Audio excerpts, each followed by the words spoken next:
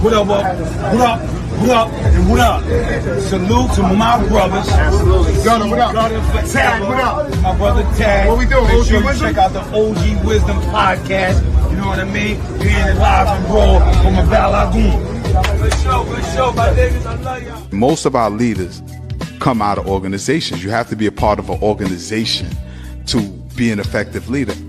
But how do we determine if you're an effective leader if you don't organize the people?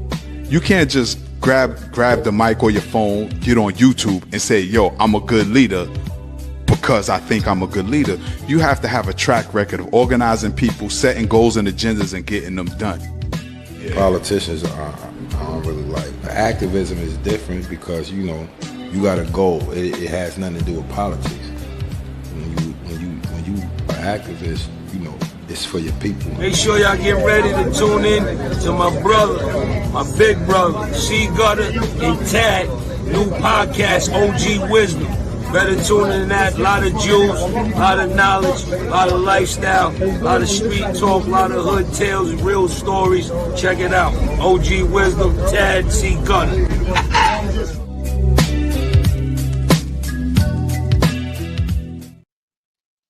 Peace, family, peace. Welcome to another episode of the OG Wisdom Podcast with me, your brother Tad, our brother C Gutter.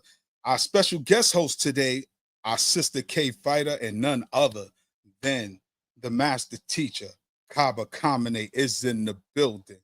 Gutter, when you're ready, give me the thumbs up. Sister K Fighter, when you're ready, give me the thumbs up. All right. Sister Keisha, how you feeling? Your mic is muted. There you go. Hold up. There you go, sis. How you feeling? Oh, I can't hear you yet. I can't hear you, sis. Oh. All right. All right, family. So a lot's been going on lately. There's been a divide in the Black community. So it's only right we bring in a certified master teacher, one who has studied under the master teachers, which qualifies him to be a master teacher for us to regard him as such, has a wealth of knowledge and information, has traveled the world with some of your favorite scholars. He himself is one of our favorite scholars. Nonetheless, I'm not going to hold you any longer. Let's give a round of applause for our master teacher, Kaba Kamene. Peace to the family. Peace, Baba. Peace to you, my brother. Oh, man. It's a blessing to have you today. We got a lot we want to discuss. Brother Gutter, when you're ready, give me the thumbs up. You know, we have a lot to discuss. And I just want to know, I want the people to know, who were some of the teachers that you studied under that qualifies you to be on the platform and be the authoritative voice on today's show? My brother Tad first, and to my brother C Gutter, and to our sister who is on board with us, I want to thank you for this opportunity to be able to share this information with our community, first and foremost. And as I begin this conversation, it's important for us to be able to understand the knowledge and the wisdom that goes behind what it is that we say. Some of the teachers that I have, the main teacher that I consider to be the one that shaped my thought and inspired me is Professor John Henrik Clark. I met him when I was 12 and a half. Through the years, I was able to walk with him, to be with him, to study with him, and to watch the way in which he spoke to our people and developed from a very young age. Dr. Ben was also a teacher of mine, Dr. Asa Hilliard, Dr. Shashi McIntyre. I could go through the list of the scholars. There was a golden age, particularly in New York. In the mid-'70s, it went up into the 2000s. And the centerpiece of it was First World Alliance, where they used to have the sessions every Saturday. Sister Kefa and Brother Bill used to organize and bring all the scholars in every Saturday.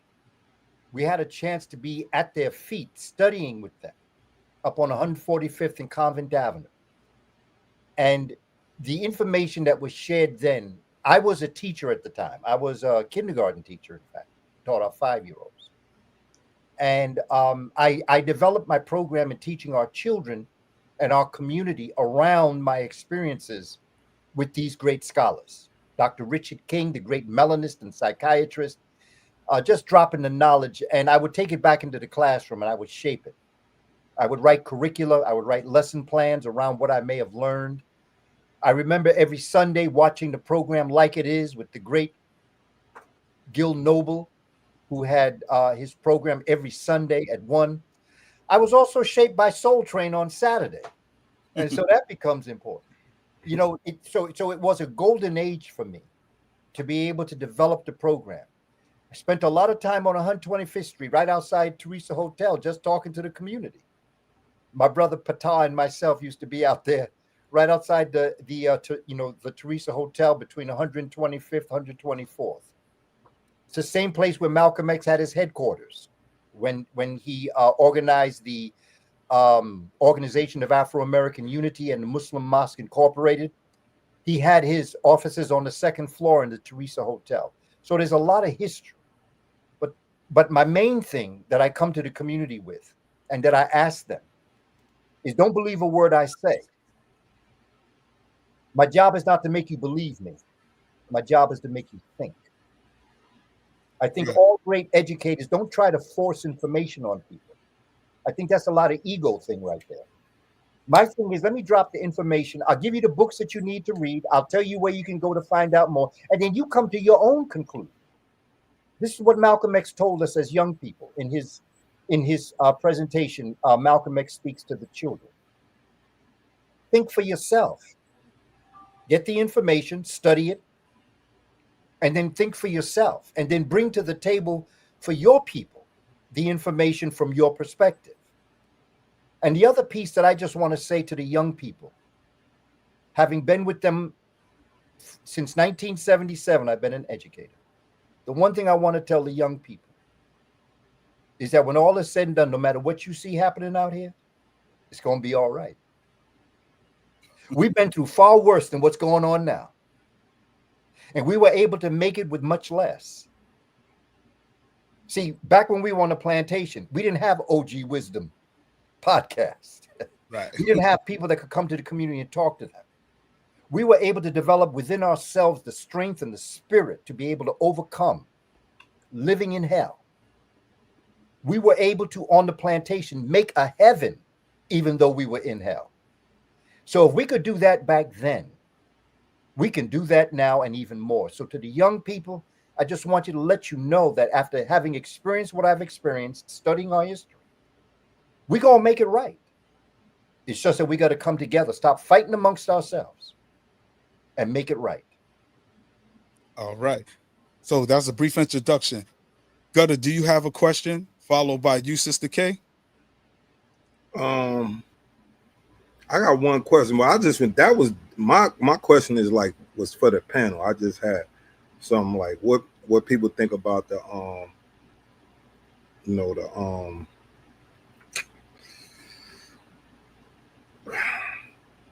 freak in the freak in chief. The freak and the chief. Who that? Dr. Umar? Nah, you have the commander in chief, but he the freak in chief. He run around with his boy on the island. Oh, Trump. Yeah, the freaking chief. Oh.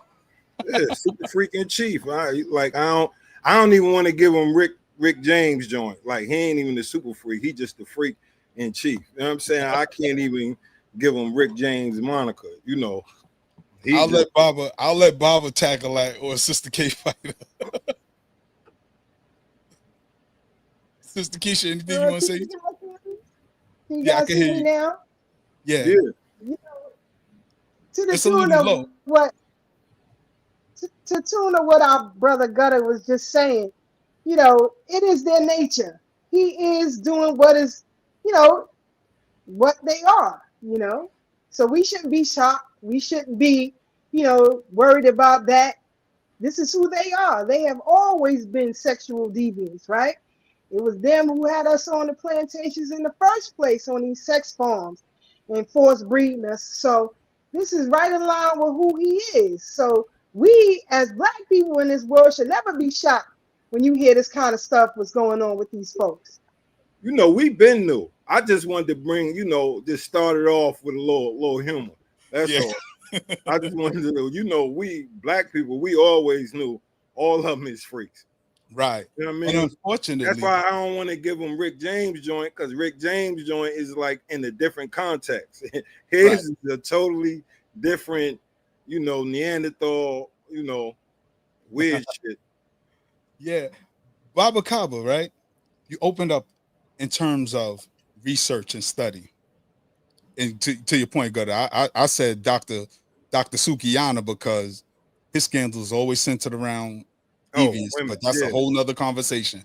I want to stay here with Baba because he talked about the importance of not just studying, but independent study. Don't take what he say for his, don't take his word for it. Study yourself. You've been around for generations. You traveled the world with master teachers. What are some of the things you think we can improve on within the movement? Not just the movement here in America, but the global African community. What are some things you think needs improvement from your estimation? From my perspective, where we are right now in 2025, the message that Dr. Clark gave us was Pan-African or perish. No one of us is going to get out of this by ourselves. We have to understand the ties that bind us together.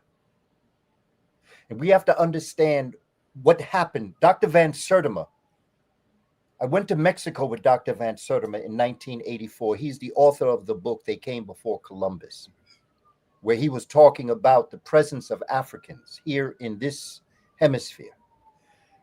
Also, good brother, Dr. David Imhotep, he's now an ancestor. He wrote a book, The First Americans Were Africans. And he described the movement of the human family, because there's only one race on the planet, and that's the human race. And that human race was born, nurtured, sustained, educated, civilized on the African continent. And when Africans got their show together, then they took it on the road and they peopled the planet and they brought civilizations to every part of this planet that we call Earth, or Gaia, the living Earth. And we have to understand that one of the first things from what my research has done, every place I study us as a people, I have never seen an outside culture being able to come in and overwhelm us. I've seen them take advantage of the fact that we're fighting amongst ourselves, because they never had the power to overcome us. What they did is that they helped to divide and conquer us. When you go back to the Kemites in Egypt, towards the end of the 6th dynasty, we were fighting amongst ourselves. When you go to the Moors in 1492, the way that Castile and Aragon was able to overcome the Africans in Europe was we were fighting amongst ourselves. When you go to the plantations, every time we were able to be overcome, we were fighting amongst ourselves. When you go to the civil rights movement of the 60s and 70s, we were fighting amongst ourselves. And even in hip hop, they had us fighting amongst ourselves. But the moment we unify and understand that we're one people, with many different variations, but we're one people as an African people, nothing can overcome us. And the most powerful thing that we have, Dr. Frances Cress Welsing, another genius, she once said, more powerful than nuclear power is Black love. When the Black man and the Black woman love each other enough to create a family and a dynasty and give their children and the children's children that wisdom, that knowledge, that safety, nothing can touch us. That's great. And and blessings upon the many ancestors you've cited. Yes. Because we studied the teachers. Me personally, Baba, I identify as a foundational Black American whose studies started in Pan-African history. Been to the continent 4 times, organized there, organized as well as here. What I've seen in my travels, as well as my studies, it's almost like Black Americans are alienated. And what has happened lately, let's say with the presidency of Barack Obama, a Black American, and Kamala Harris running also as a Black American, we see that well, not Kamala Harris, but Barack Obama received report from Black people because we identified him as a brother. However, we felt we didn't get what we voted him in for. So we left him alone. Did not support Kamala Harris for this reason. We fast forward, you mentioned hip hop. You have an artist, Busta Rhymes and Fat Joe, both who say Black Americans have no culture, that hip hop is a Caribbean / African thing. African Americans don't have a culture. And then, of course, we've seen lesser known people echo the same sentiment. I've heard that within the Pan-African community. Now, studying Harriet Tubman, Martin Delaney, Frederick Douglass, Nat Turner, Denmark Vesey, Gabriel Prosser, Booker T. Washington, W.B. Du Bois, all these powerful, gigantic Black Americans. Because I try to remind people that we were here before America was even built. And Black Americans literally, not figuratively, literally built this country. We cut down the trees, we paved the road, we built the White House, we laid down the train tracks. And Benjamin Banneker himself designed Washington, D.C., even though they try to give some of the credit to Pierre Lafont, which we knew was a drunkard, as reminded to us by Professor Anthony Browder. What do we say to our Caribbean brothers and sisters, our continental African brothers and sisters, who echo the sentiment that Black Americans have no culture? What do you say to that? What I'd like to do is first define, from my perspective, what a foundational Black American is, so we can understand and then go from there. Yes. Because once you understand what a foundational Black American is, or a foundational African American is, then you can discuss who you are in the scheme of things. Elon Musk is an African American by law. He was born in South Africa. He came through Canada to America, and he became an American citizen. By law, he is an African American, Elon Musk. The brother who is running for mayor of New York on the Democratic ticket, Mm-hmm. It's an African American. Mamdani, he is an African American. He was born in Uganda, became an American citizen. By law, he is an African American. Barack Obama, his daddy is from Kenya, and his mother is from the United States. He is an African American.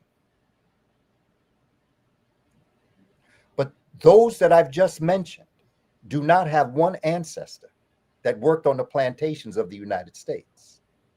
That's right. A foundational Black American is a legacy. It is not anti-African. That's right. It is not anti-Caribbean. Say that again.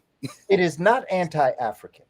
That's It right. is not anti-Caribbean. It is not anti-African from any other part of the world, be it UK, be it the Netherlands, be it France. We are all one family. This is all the fight that they got us going through. And they will put people up to talk about. So once you understand, my daddy from Alabama and my mother is from Boston, Massachusetts.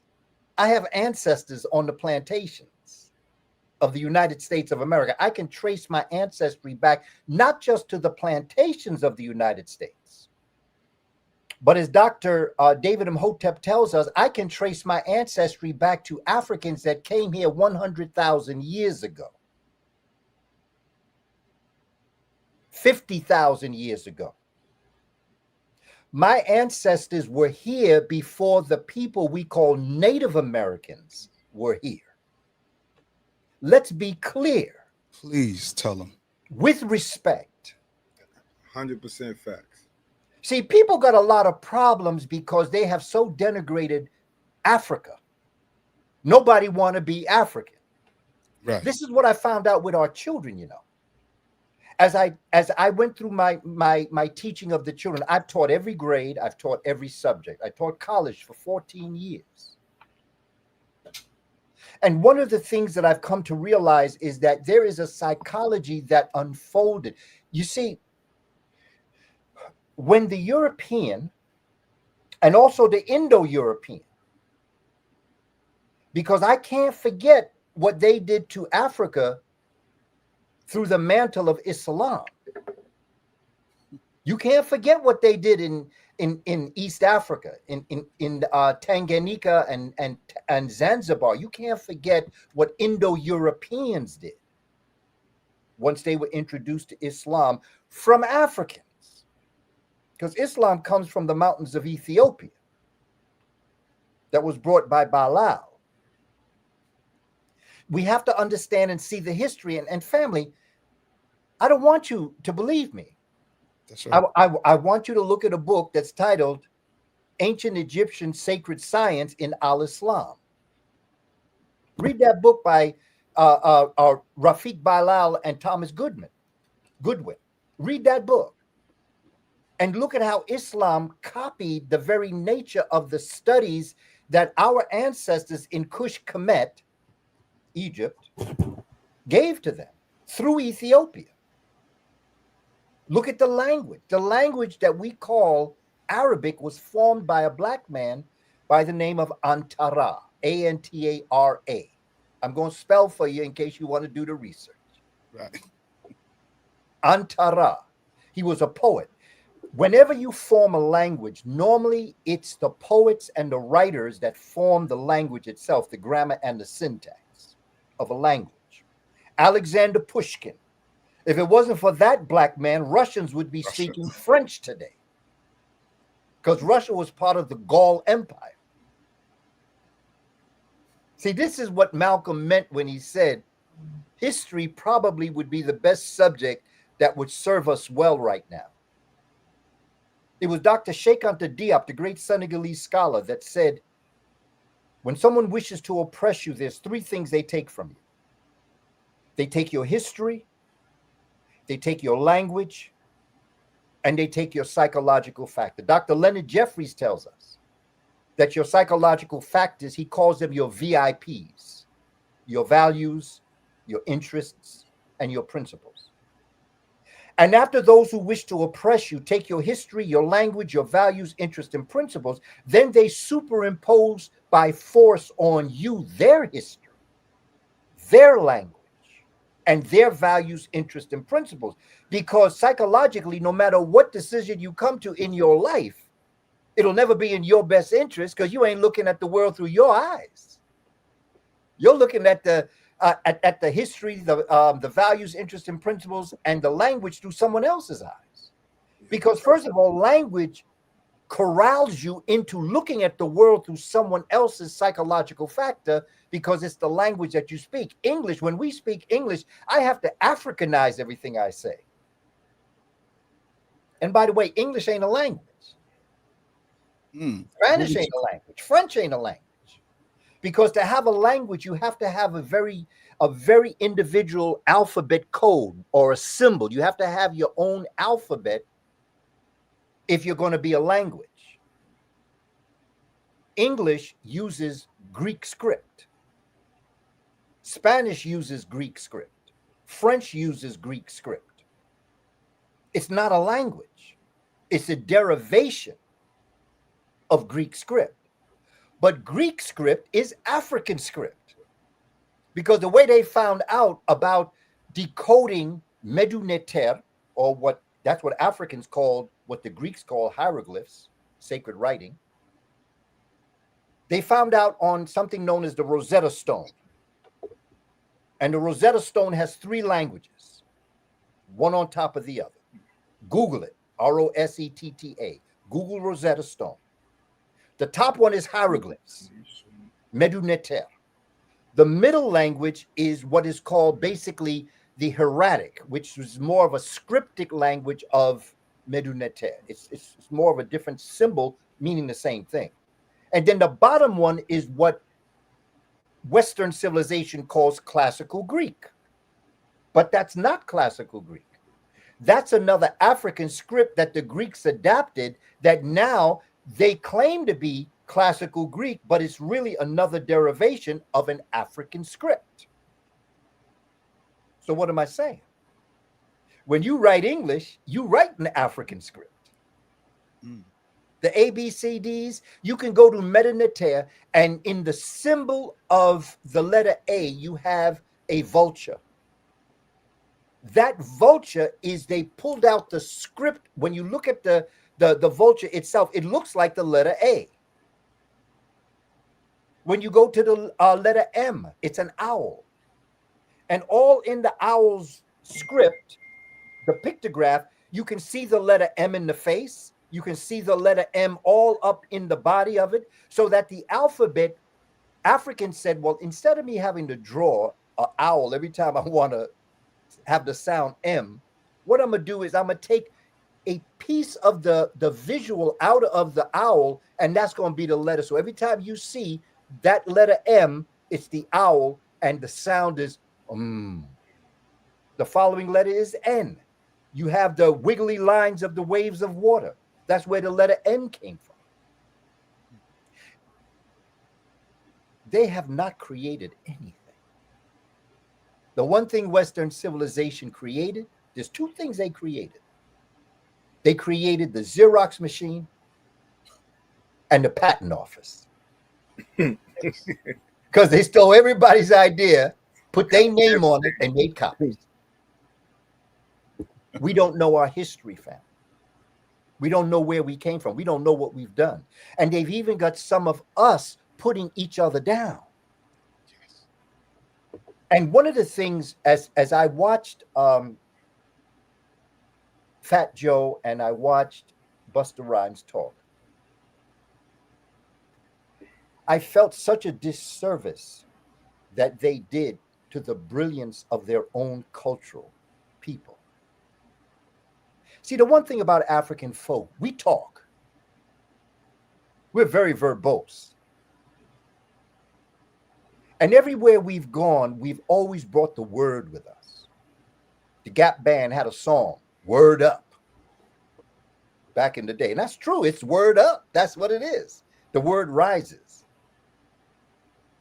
They were rapping in Puerto Rico. They were rapping in Jamaica. They were rapping in Ghana. They were rapping in Nigeria. The brother Alex Haley found out his roots through the Jele or the griot. Remember when in the movie when he goes back to the community of Jufuray? Yes. And he's sitting there, and the Jele or the griot is talking about the historical legacy of that community, and all of a sudden he hears Kunta Kinte. Well, that was right. Passage. Yeah, for the rites of passage, yes. So it becomes important that we understand wherever Africans have gone, they've always brought the gift of gab with them. They always brought the gift of rap, talking, and then mixing music, the drumming with the legacy. We've been rapping all over the world. But we can trace rap back. Look, we can go back to a group known as the Ink Spots. Back in the day, you can go to the Mills Brothers. You can go to James Brown. James Brown always had a side A and a side B to his music. He had a Make It Funky on the A side and a Make It Funky on the B side. Yeah. You know, I Feel Good on the A side and I Feel Good on the B side. And normally the B side was the instrumental with James Brown. And the A side was the music with the song itself. Rap can go back into the 30s. the Bill Kenny and the Ink Spots, when they would sing Whispering Grass, and family, Google it.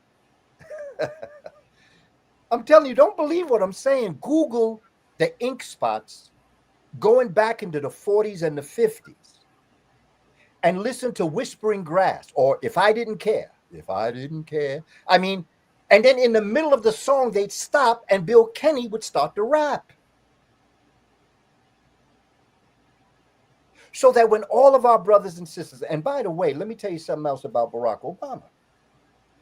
A group of black folk got together back in the 50s and 60s and started to bring brothers and sisters from around the world. That's how Miriam Makeba came here. Right.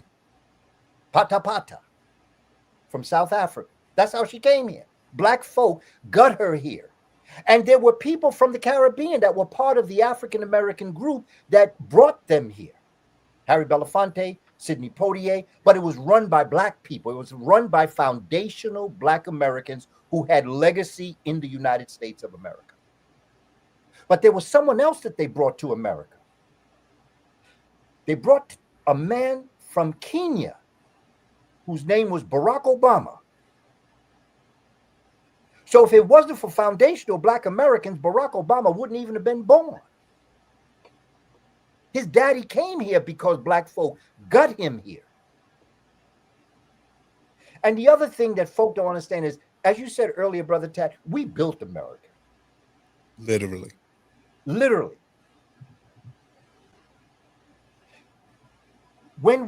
And by the way, when you spoke about Benjamin Banneker, I did a piece on the hands that built the pyramids, built the White House. The thing to understand about Washington, D.C. is that it was first structured with a 10-mile rectangular shape. Washington, D.C. was cut out of a district of Maryland that's called Columbia. That's why it's called District of Columbia. Yes. It's really part of Maryland. Right. But it was cut out. And Benjamin Banneker was hired. The way you know that Pierre L'Enfant had nothing to do with it. Yeah, he was an alcoholic. Yep. But that's not why he didn't know. He tried to steal the plans from Benjamin Banneker because whoever built the White House was an astronomer. Yes. Because Washington, D.C. is structured like Kemet. Yes. You know, when you write somebody in Washington, D.C., or when you go to Washington, D.C., there's something that you always have to know. You have to know, is it northeast, northwest, southwest, or southeast? Because the Capitol building is equivalent to a rotund pyramid. And everywhere you're going to go in D.C. is determined, is it southeast of the Capitol, northeast of the Capitol, southwest of the Capitol, or northwest of the Capitol? And when you look at the Capitol building, from the Capitol building to the Lincoln Monument, it was built exactly like Karnak in Egypt. Yes. When you stand in Meridian Park, you could get a clear view of it. That is it. Long before it was Lincoln's monument, it was already destined to be something very important. They just put Lincoln in there because of the nature. The Supreme Court building that is right behind the Capitol, that's where they used to enslave Africans and put them in jail. That used to be a jail for African people. The Supreme Court building. Yes. History. In fact, Professor Browder showed us where the brother from 12 Years a Slave, Solomon Northup, was held. Okay. Down in D.C. Yeah. From the kidnappers. And I'm glad you're laying these facts out, Baba, because sure enough, as our Pan-African brothers and sisters, ain't no hate for them. Like we said, I personally came into the movement with Dr. Khalid back in 1997. Okay. I met Dr. Khalid in the corner store on Clinton and Fulton in Brooklyn. We exchanged numbers. He said he was going to Atlanta and he'll be back in New York soon. But we exchanged numbers and he called my house, told me to meet with some people till he get back to New York. The rest was history. Because I had this knowledge when I was younger, but there was no activism. There was no activity. I just read a lot of books so I could tell black people that I know more than them. be honest, you know, I weaponize the knowledge, but then I've learned that this knowledge has to be applied if I want it to be effective. So we have to get active in the community. What I see is, and this is just my experience. I said 1997, so we talking about almost 30 years ago that I've been doing this work. I've sat at your feet before, even at the Hidden Colors premiere. We met when I was with the African Village. We met there. Shout out to my family in the African Village, Minister Vern and everybody else, Baba Sweets. I've done this work. It seems as if people dispel foundational Black Americans as not being part of the African diaspora. It's almost as if we have to denounce our American culture, heritage, and lineage, aka our legacy, though I can trace my family hundreds of years being here. My great grandmother, Anna Lewis, she was born Anna Pierce, is 1910 in Halifax County. Her birth certificate was Native American, said Native American. My grandmother's birth certificate said Negro. My mother said colored. Mine said Black. My children says African American. This is my personal family research and study. How do we bridge the gap between foundational Black Americans and our quote unquote Pan Africans that really don't know the story? That's why they denounce foundational Black Americans. And that's just my opinion, if I can be honest. They denounce Black Americans because many of them haven't done their due diligence, as you laid out, the African presence in America prior to the European. Because for some of these people, when you see the position they hold, their history in America, Black history doesn't start in America until white people come and introduce our enslavement. Can you speak to that, the divide and the misunderstanding? First and foremost, as foundational Black Americans, we have to know our history. We have to stand on our square. And when we understand our history, then we can deal with anyone that comes to us with misinformation.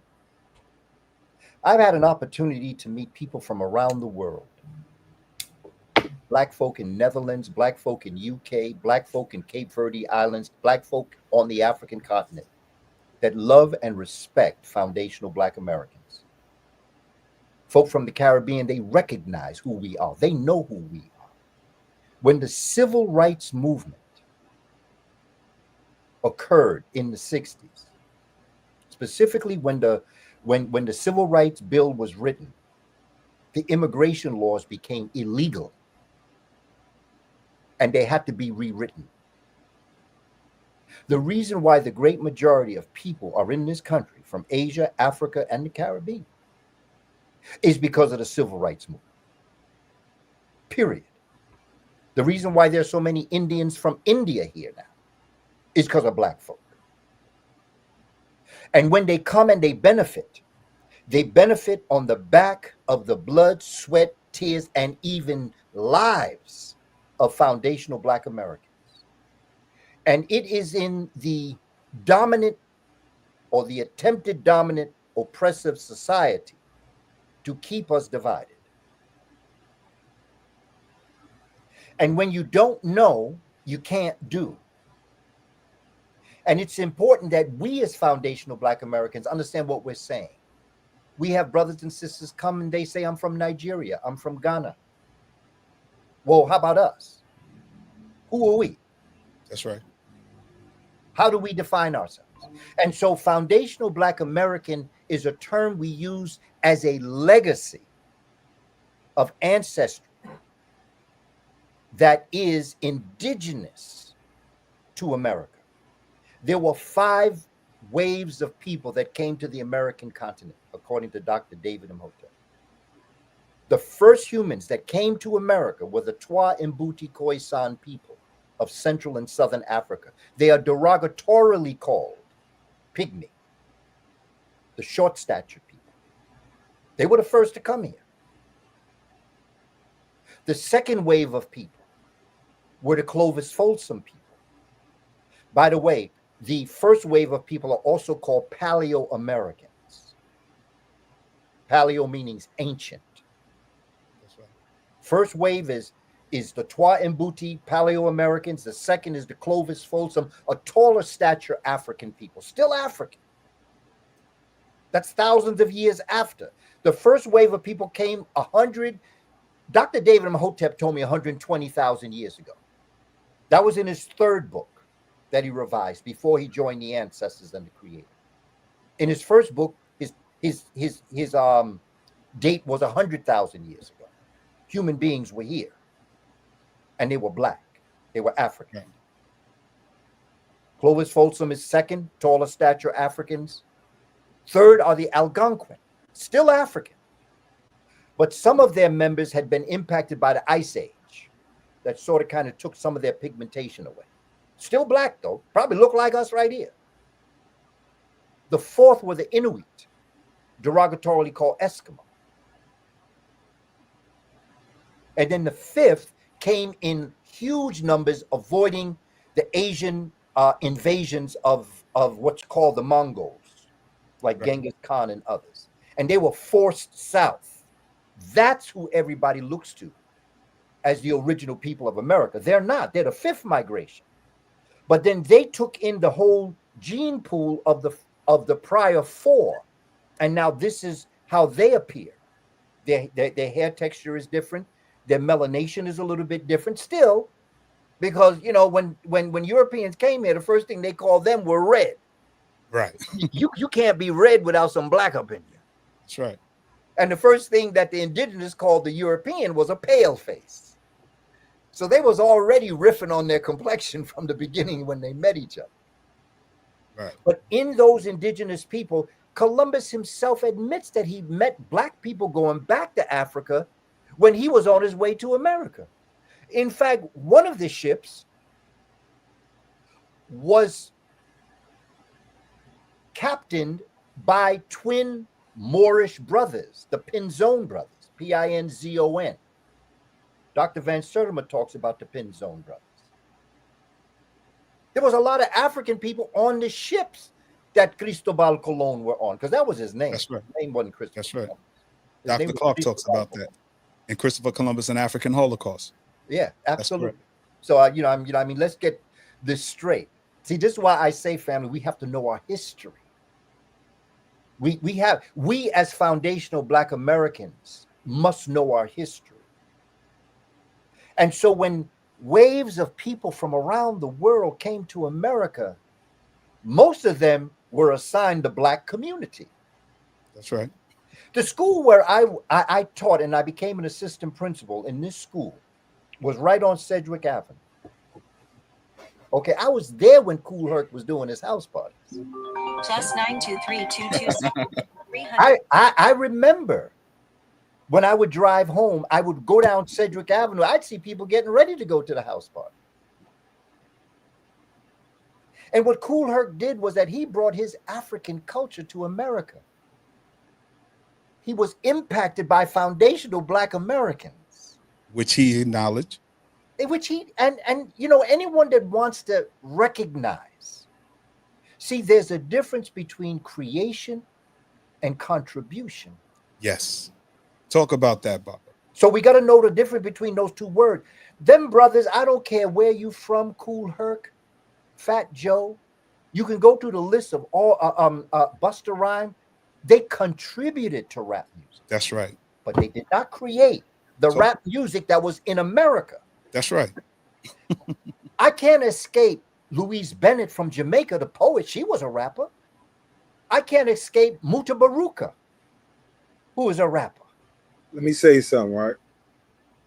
From people got to understand. Most of the people coming from, whether they was coming from Africa, the Caribbean, or the Spanish-speaking Caribbean, you was either with your people, or you was with if you was a Jamaican, you with the Yankees. Oh, yo, y'all hang with the Yankee them. Same thing with the Puerto Ricans. Oh, do listen to the Moreno music, because I remember in the 80s they listened to freestyle. What's that shit called? Yeah, freestyle with Lisa and all of them, with all the Spanish dudes, and they had their own wave. This is in New York City. You know what I'm saying? Jamaicans the same way. So when they say like, yeah, that's because you had to hang with the Americans and get their wave in order to become part of the thing. Now you may add whatever you like. You might add your little Spanish or Jamaican shit in it, but you was part of an American thing because most Jamaicans ain't listen to rap. Most Spanish people ain't listen to rap in the formative years. I know, especially in the 80s. I could speak definitely for the 80s. Right. You know what I'm saying? Most of them, they either listen to reggae, you know what I'm saying, or soca or whatever Caribbean music, some R&B and whatever. For the most part, that's what they listen to. They didn't listen to rap. Same thing with Spanish people. They had their own thing. The Dominicans and Puerto Ricans had their own music that they listened to, and the people that did go and were immersed into hip hop, they was like, you dealing with Moreno music. That's period, point blank. There's no ifs, ands, and buts about that. That's a fact in New York City, all 5 boroughs. Yeah. Sister K Fighter, do you want to add on to this? Because I know you did some research and study about the beginning of reggae music. Yeah, I did when I was in Jamaica. Oftentimes when I go, I visit some of the elders who were there from when ska, which was the precursor of reggae, talk about that. But one of the things that I just wanted to mention before we go any further is that when it comes to foundational Black Americans and Pan-Africanism, and as all of us here played a part in that movement, there has been an allowance, if you will, of this type of rhetoric that you're seeing today. And that's why, I'm glad Professor Kaba mentioned Dr. Shashi McIntyre, because she spoke about this problem often. And it seemed to be pushed under the rug, if you will. Bad behaviors not being addressed, not being dealt with, causes an avalanche of problems. And so what you see today, this fallout with different folks from various parts of the world who are melanated, is because of the bad behavior. It really has not been dealt with. Even as Professor Kaba talks about, all of the different groups that settled here, which form what we know as a foundation, bad behavior was never dealt with. Throughout the civil rights movement, you had problems with SNCC and, Malana Karanga's group and Black Panthers and, everybody muddying waters, causing a lot of problems, and bad behavior swept under the rug. Even the word Pan-Africanism, I mean, how inclusive has Africa been to the rest of the diaspora? Not enough. And that is a serious problem.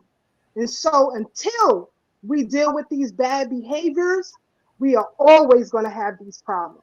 It has to be dealt with.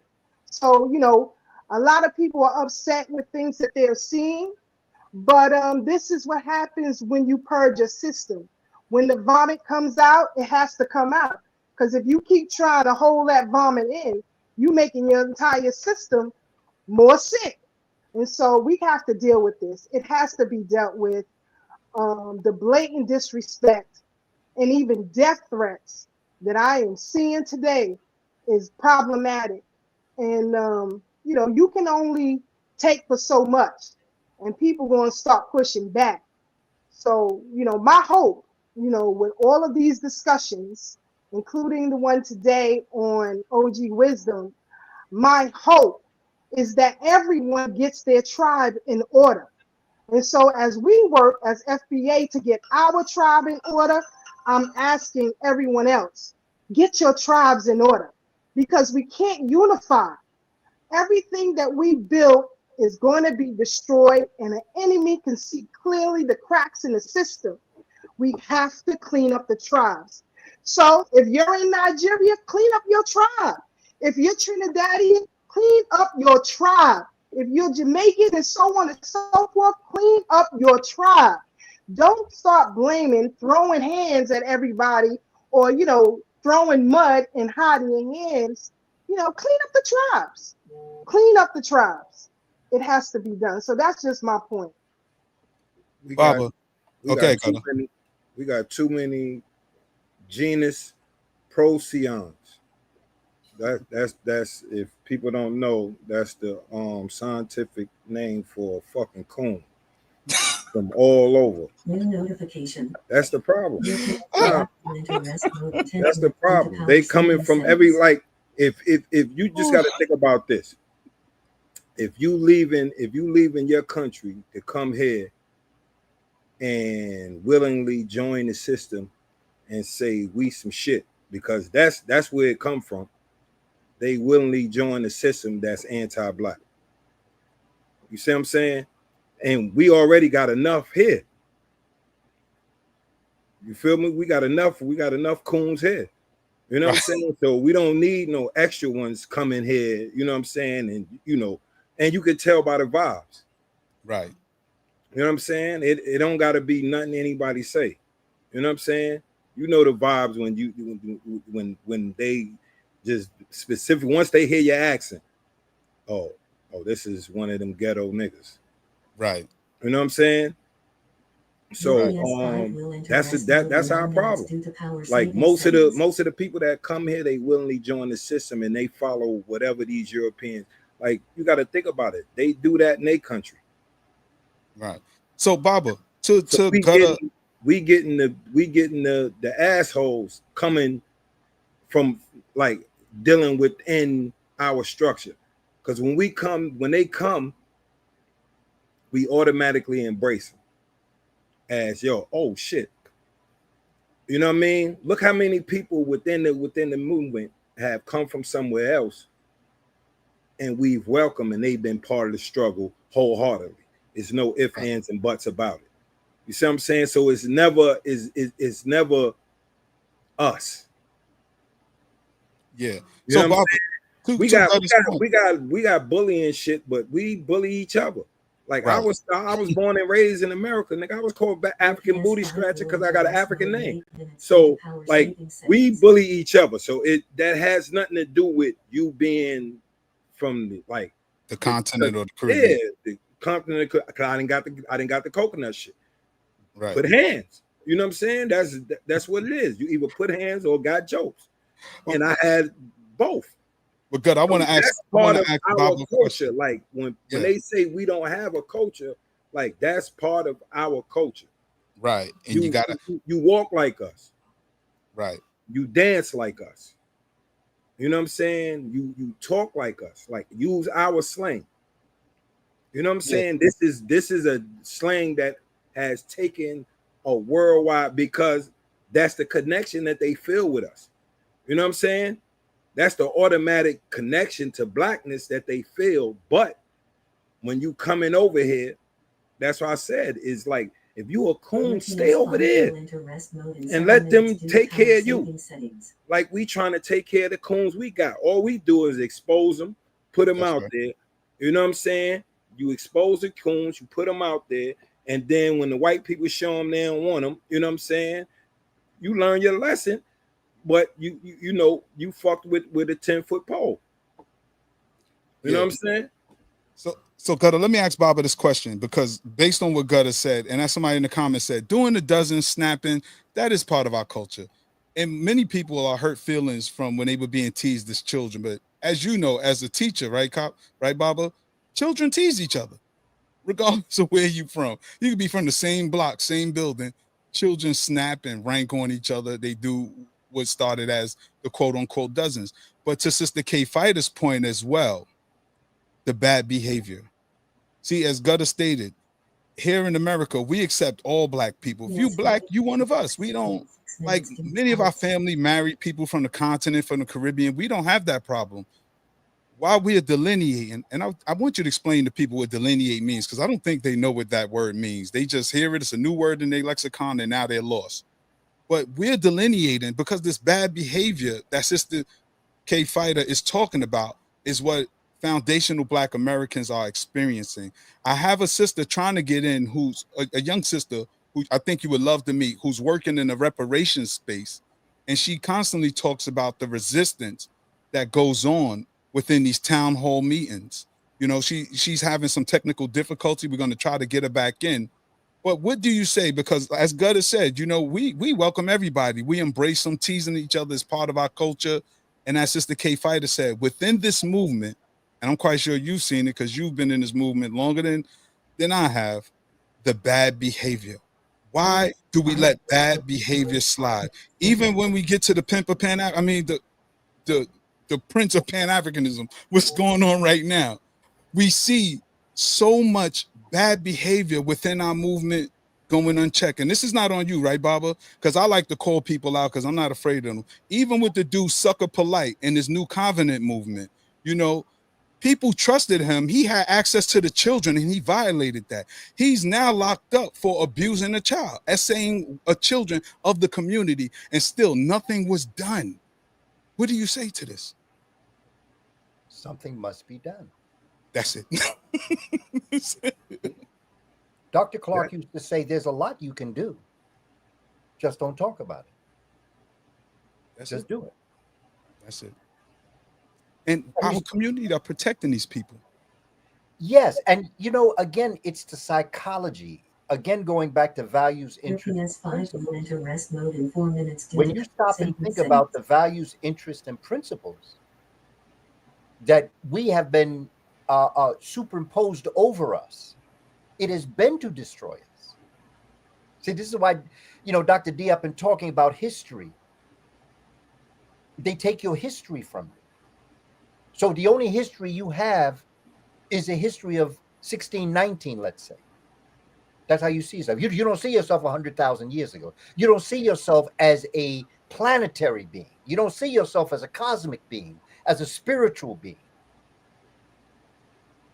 Because you see, Claude Anderson has dropped everything that we need to know about economy. George Fraser, Karen Hunter, they've dropped what we got to do economically. Nobody boycotts the Black community better than Black people.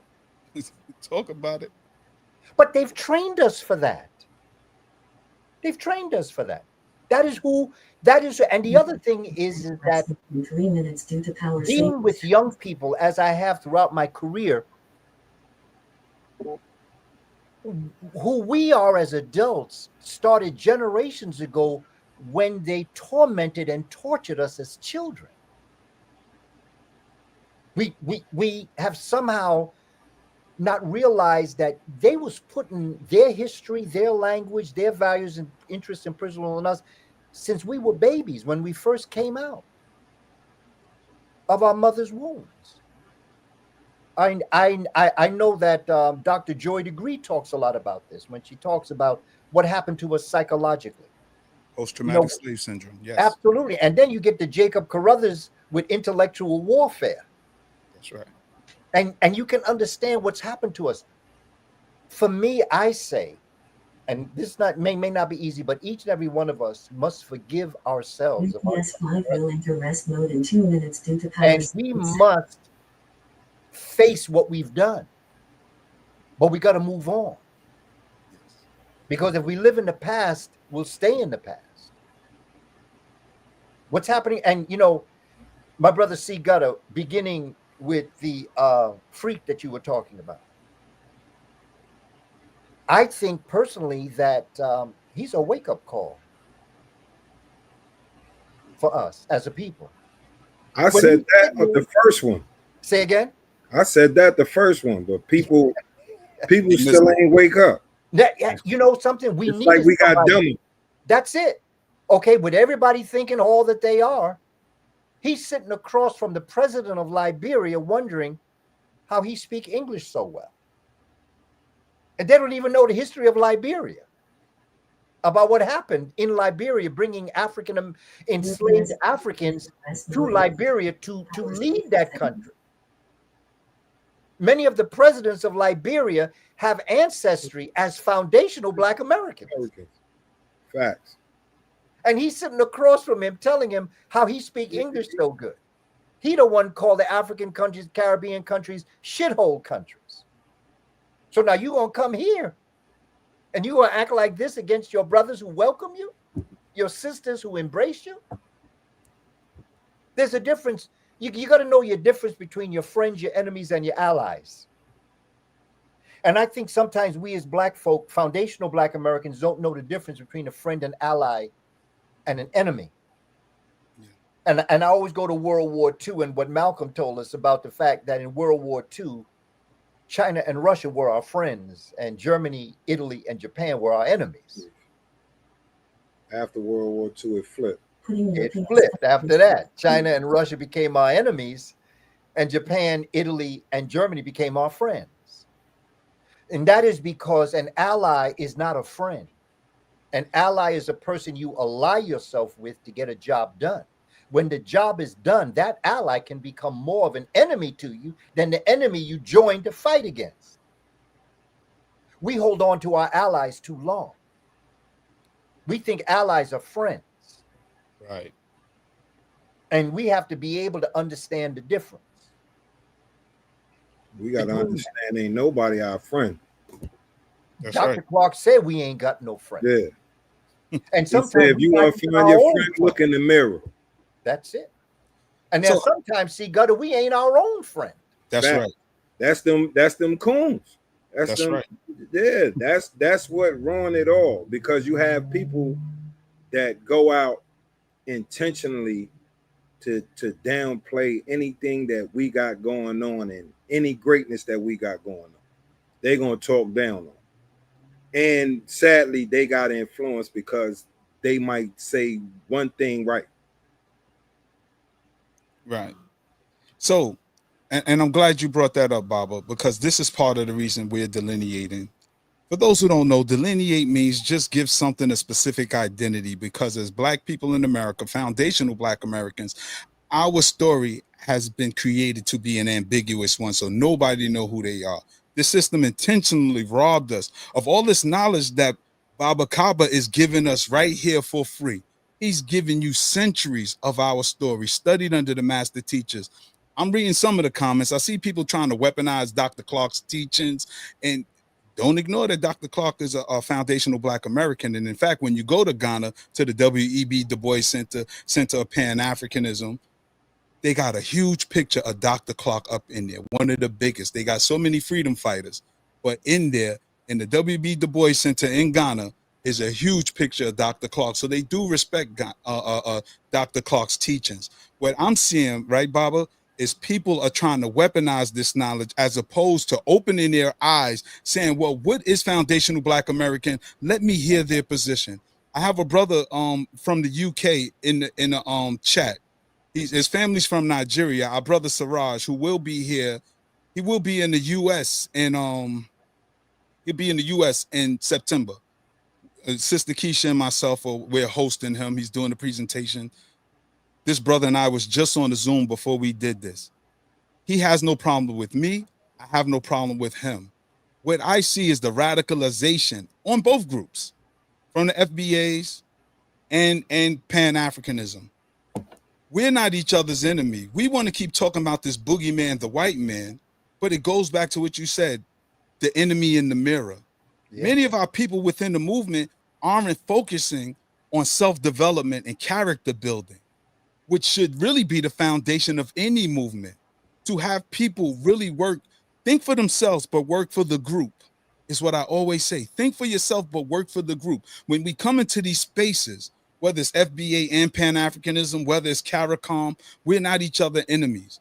We have Caribbean people in our family that we love, that married into the family. Yeah. So it's not about us dividing. However, we see people weaponizing these positions. So when we say delineate, The unlearned don't know that the lineage just means give something a specific identity, a specific definition. Because when you say African American, like you said, Charlize Theron, the dude running for mayor, Elon Musk, anybody could come as an African American, but with particular set asides that was designated for foundational Black Americans, aka African Americans, they now have a legal claim. And we don't want folks with our legal claim because we're in the reparation space right now. And it's going to take me to my next space. And Sister K Fight, if you could jump in this, please do. I wish we could get our Sister Brooke in here. But we see Pan-Africans and CARICOM is speaking down on reparations, saying that Black people are begging. But now we see the African Union are now claiming they want to take the lead in the worldwide reparations movements so that any money that comes to them, and they're looking at America and the diaspora as the sixth region of Africa. Now, Sister Keisha and myself, we met with Dr. Africana. We did a presentation. Sister Keisha spoke. She was one of the speakers that spoke for foundational Black Americans for the African Union. I ain't seen no Pan-Africans in there. I'm gonna be honest with you. We spoke with the African Union. It was in Queens, hooked up by my African brothers and sisters from Nigeria. Shout out to my sister Omolola Oluwatoyin. We've been doing this work. And I'm so glad you're here, Baba, because you're qualified to speak. We're in alignment because we're dealing with truth and facts. We're not dealing with emotions and rhetoric. But again, people are weaponizing our movement, saying we're dividing when all we're doing is actually, as foundational Black Americans, we're consolidating, we're bringing ourselves together before we can step on any platform, because we're in the space of reparations. Our bills are being heard by people that can change it and compensate us. We know reparations is a real thing. Dr. King fought and died for reparations, but now the African Union is trying to jump ahead of the reparations movements worldwide. Where do that leave foundational Black Americans if we're not unified and have our own voice? What's your thoughts on that, Baba? Sorry, I went around the world with it. You know, every human being, when we're born within us, we have a Judas and a Messiah. The Judas is within us, each and every one of us. He is our betrayer. He is the one that tells us we can't do it. She is the one that says, you know, you can't do that. Why you even try? The Messiah in us is the one that tells us, don't listen to Judas. The Judas will fall 9 times, but the Messiah will rise 10. And that's who we are as a people. This is a wicked system that is born out of the ICE mentality. There is no community. Community comes from the word common unity. First, you must love yourself. Before we do anything as individuals, we have to love ourselves. You know, there was a study done in Chicago, Loyola University, a brother named Dr. Jelani Mandara. And what he did is he studied the role that cultural education plays in Black children. And they took the 7th and 8th grade students, somewhere between 11 and 14. And they introduced a cultural educational program to the children. Now, here's the key that I found to be very important. You have to look at self-esteem and look at cultural identity. Self-esteem, cultural identity. I've had students that have come to my class who were born with self-esteem. They came from families that were challenged, and all the challenges that we face in our community, they had families like that. But they had self-esteem. There was something in them. They felt good about themselves. And they were able to achieve in the classroom academically and emotionally. I would say that there weren't many that I came in contact with, but there are children that are born innately with self-esteem. And they're going to make it no matter what. They don't even need a teacher. They're going to make it in life. But what that study found is that with the introduction of African-American history to those students in the 7th and 8th grade, that gave them self-esteem. Students that did not have that self-esteem got self-esteem through cultural education. And so that Judas within those students that maybe didn't make them do the right thing, with the introduction of who you are, being proud of who you are. I used to teach melanin to my children. I had children come back. They would tell me how good they felt about themselves when they looked in the mirror and they saw the kiss of melanin on their face, when they saw the kink in their hair, when they saw the width of their nose and the shape of their lips, when I told them that that's the original human being. You the person that God blessed, that the Creator blessed.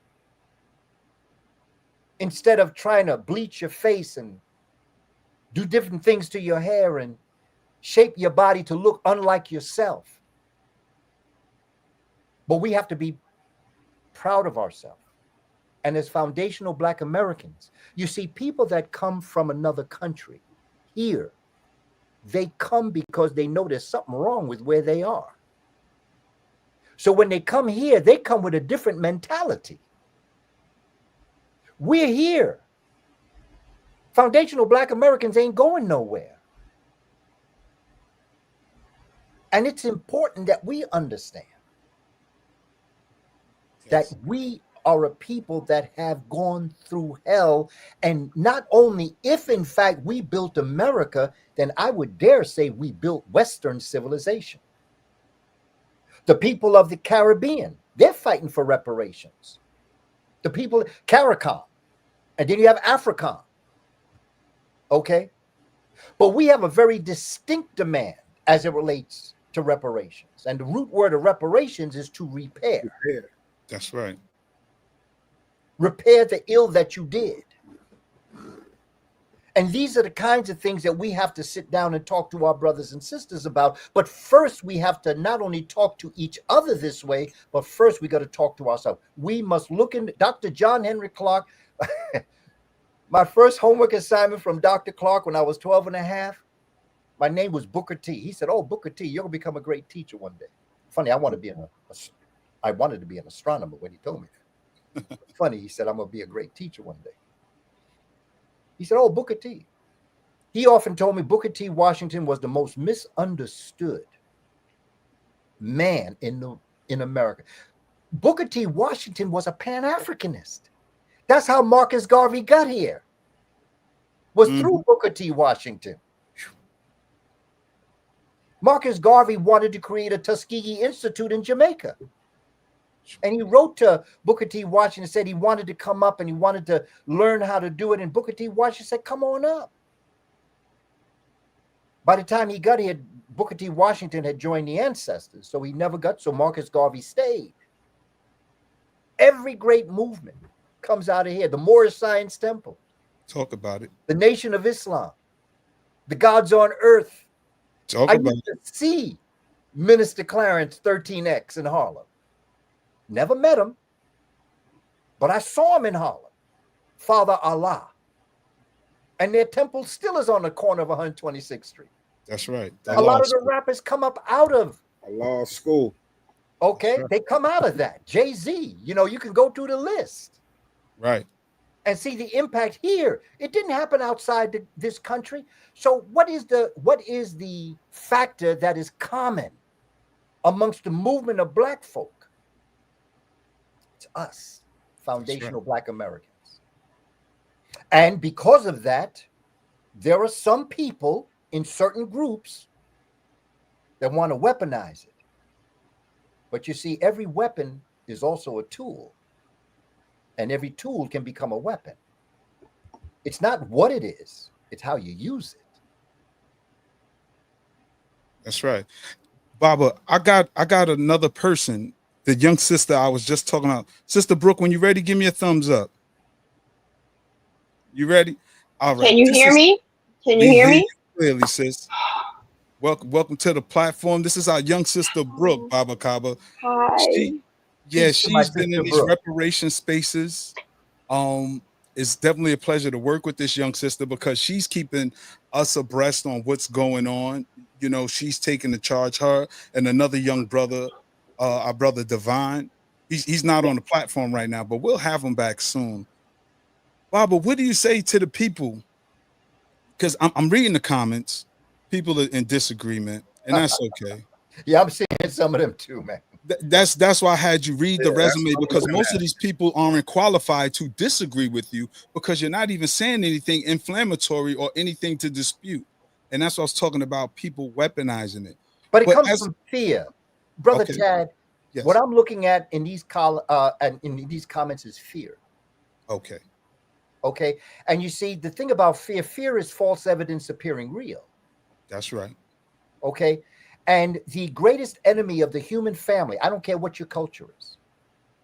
The Right. greatest enemy of the human family.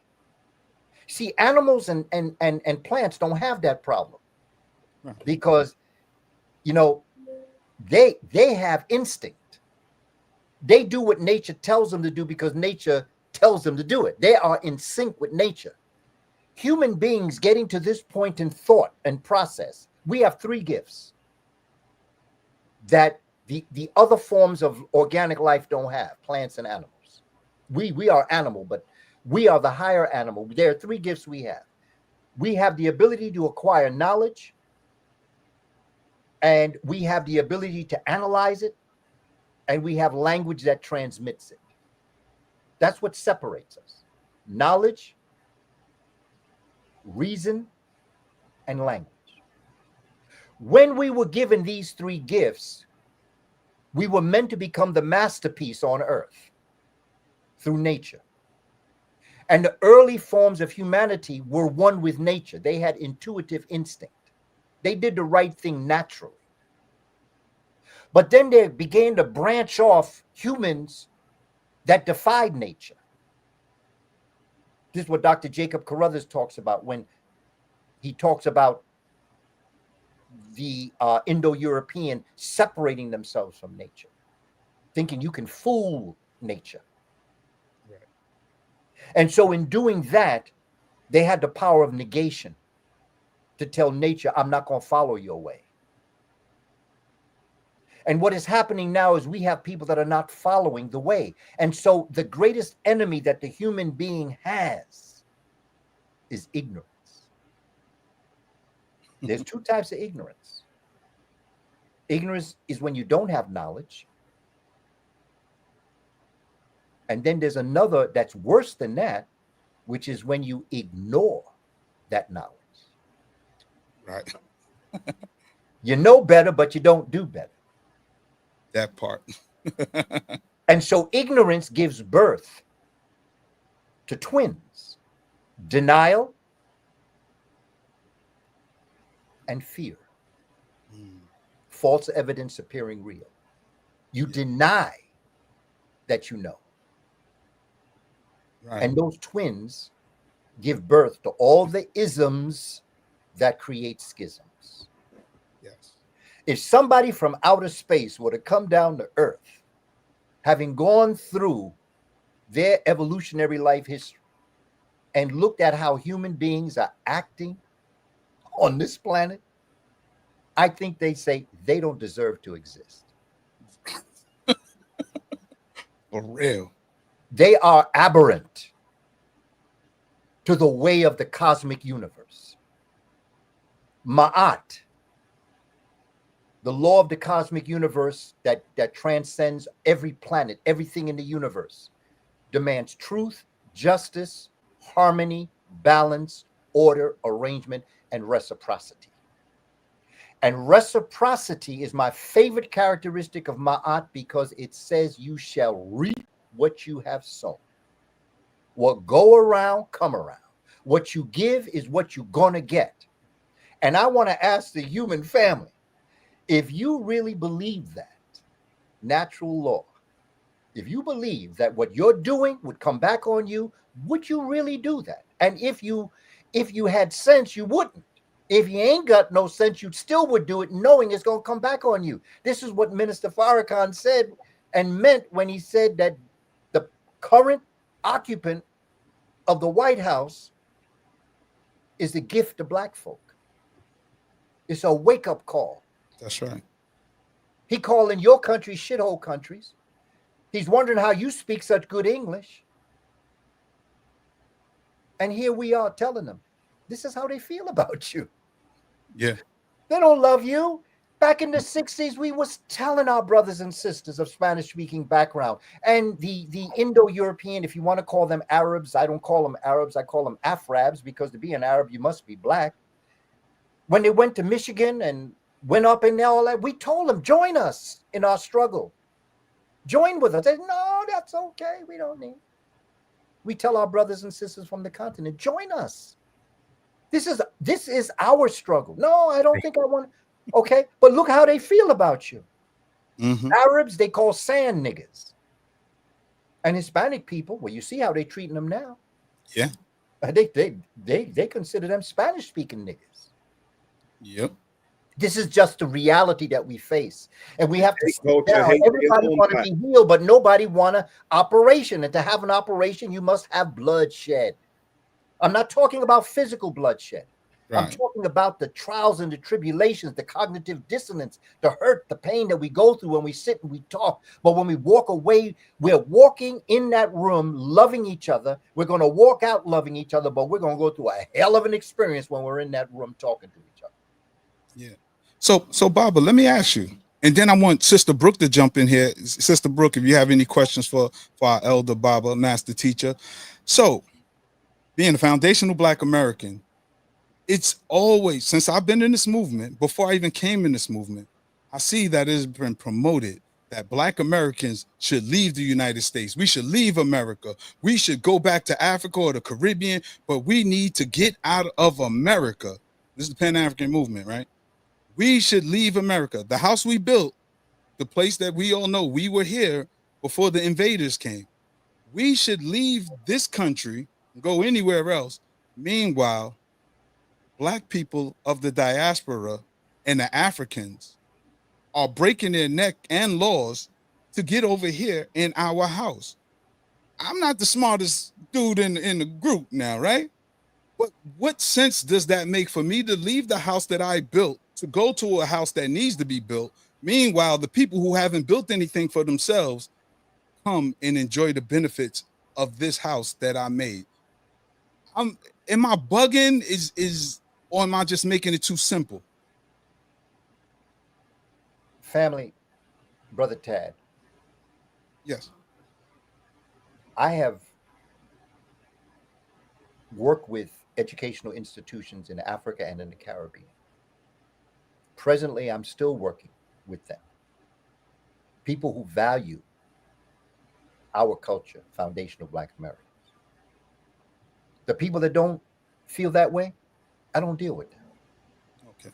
I deal with the folk that's ready to make this move, even if it's 3 out of 100. Right. I'm ready to work with you.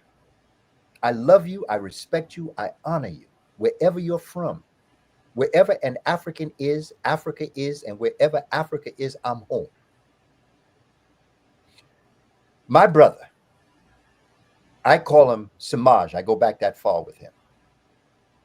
Baaba Heru from the Shrine of Ptah. That's right. Shout out to Baba Heru. My brother. And his beautiful jewelry. Absolutely. It's the finest. That's it. That's it. I sat with him one time in the shrine and we were talking and he said, I don't use the word Pan-African. That's an Indo-European word. I use the word Nebu Afrika. Nebu means all. All. Af is flesh, matter. Ra is the light and heat energy of the sun.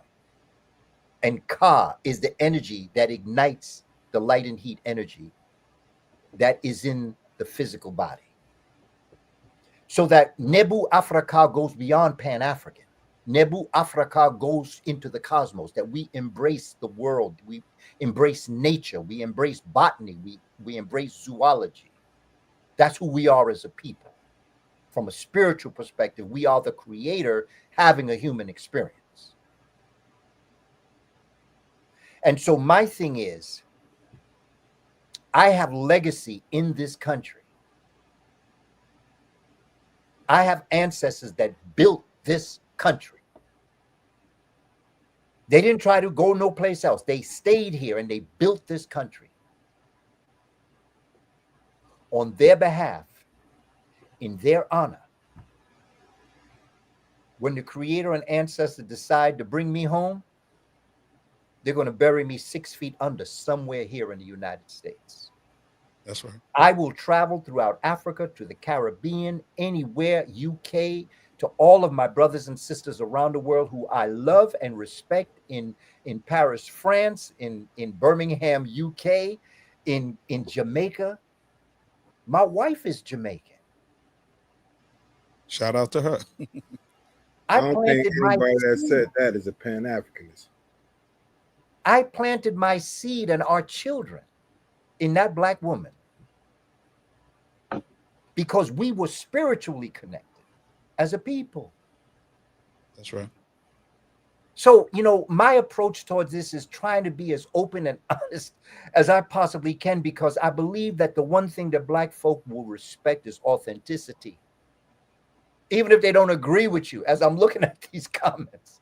Yeah. It's all right. I love you too. But Right. don't believe me. I'm not here for you to believe me. I'm not here for you to like what I'm saying. I'm just here to drop my experience on you and to, in one way or another, at least ask you to think. And if you don't agree with me, that's fine, because at least I made you think.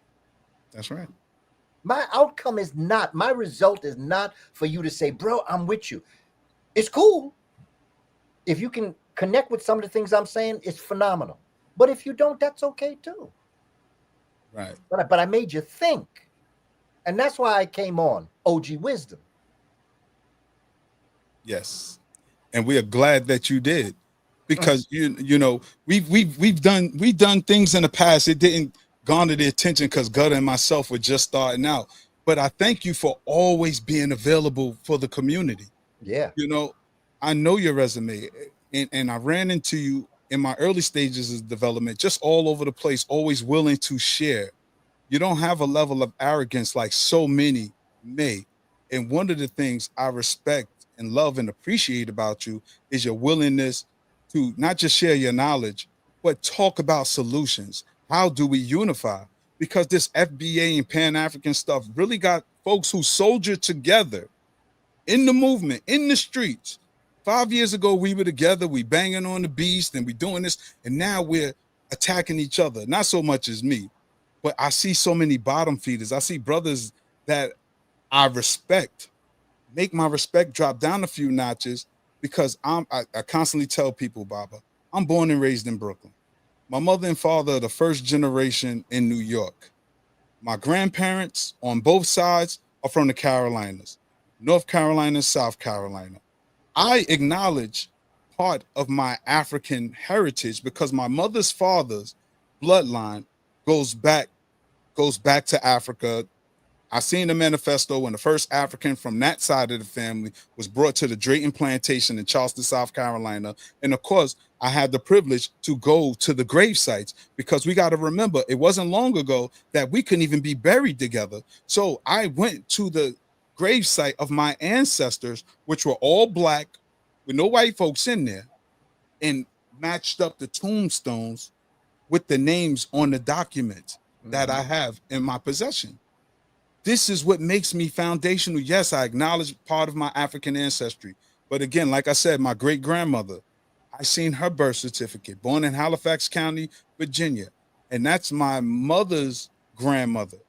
But I also have the information for my father's grandmother and my grandmother's, my paternal grandmother's grandmother. In fact, I sent it to Sister Keisha, my grandmother, given the family history and how I opened it up. And family in the chat, Pan-African, FBA, whatever you call yourself, I want you to do this. If you're fortunate enough to still have a grandparent, go ask them, who's the oldest family member you remember meeting, and what did they tell you about the family? Start right there. And then you find out who you are, because many people are running around with an eponymous identity. They read a book, it resonates with them a little bit and say, oh, this is me. This is me. I'm a Hebrew. I'm a Moor. I'm a this. I'm a that. Meanwhile, as Sister Keisha and myself laid out, you get 2 parents, 4 grandparents, 8 great-grandparents, 16 great-great-grandparents right there. We almost had 60 people to create you. I'm quite sure 60 different people don't got the same shared history. It might sound good that we generalize things, but when we talk knowledge of self, who are you? Who are your parents? Were you adopted? Did your parents transition when you were young and family members raised you? Because all families got these secrets that nobody wants to uncover, but really find out who you are. That's all foundational Black Americans is about. People say Tariq Nasheed is our leader. He's not. He always says he's not a leader. Nobody could be the leader of your family except who the family appoints to be the leader. See, we're talking about lineage and legacy, and these folks is talking about books. No disrespect to none of the master teachers that came before us. But like I said on Thorough Black Talk, you could catch us every Thursday at 8 p.m. where we continue this conversation, me and my sister K Fighter. Right, Baba?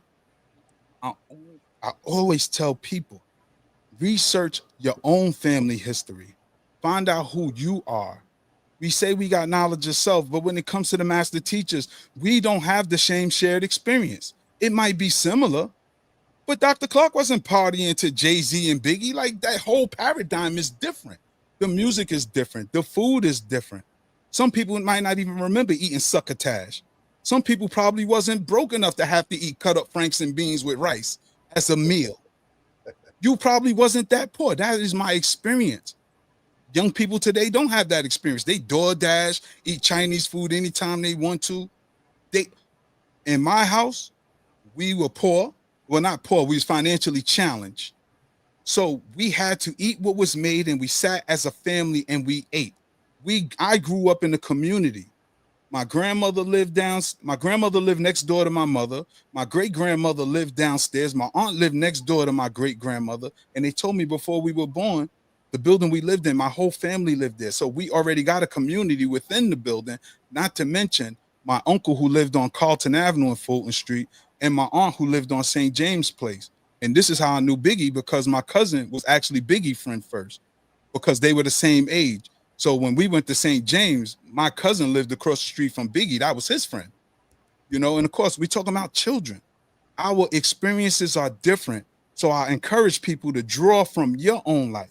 I've been to Africa 4 times, been to Ethiopia once, been to Ghana 4 times. I've been doing this quote unquote work. And many Pan-Africans, right, Baba, don't even got a passport. But they keep talking this, let's do this, let's build here, let's build there. I've invested my money on the continent. Shout out to the Sankofa Spa and Resort. Mama Eileen, and rest in peace to Mama Nzinga out of Queens. These are elder sisters. So I don't subscribe to patriarchy. I believe in women being in charge of organizations right alongside of brothers. But I think we're not having an honest conversation about who we are today as Black Americans, Africans in America, African Americans, foundational Black Americans, foundational Black Africans, whatever you want to call yourself. You have that right. But don't disrespect others that are clear in who they are, is my position. This is something I always promote. But Sister Brooke, do you have a question for Baba while he's on? This is our young sister in the reparations space.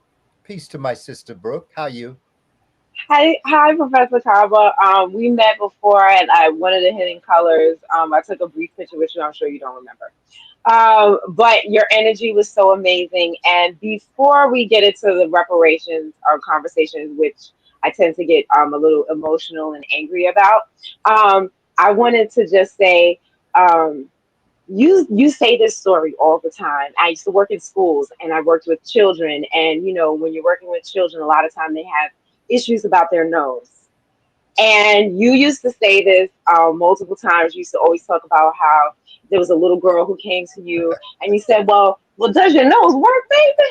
And she said, yes. And you said, well, then that's a good nose. And I wanted to take that a step further. They have these things, right? It's a sticker, right? And it has metal things on it. And you stick the sticker on your nose and then you put the metal thing on, and it pulls your, I'm not going to do it in camera because it's not attractive, and it pulls your nostrils open, right? And I'm watching all of the videos of the white people using this apparatus that is turning their white nose into a black nose, right? And they're like, I'm overdosing on oxygen. I've never had this much oxygen in my life. So I take it a step further and I show the kids, things like that to let them know, like, their noses don't even work. Like, you're sitting there wanting a nose that doesn't even work. And then, as adults, we know that they a lot of times have drug problems, and that makes their nose even worse.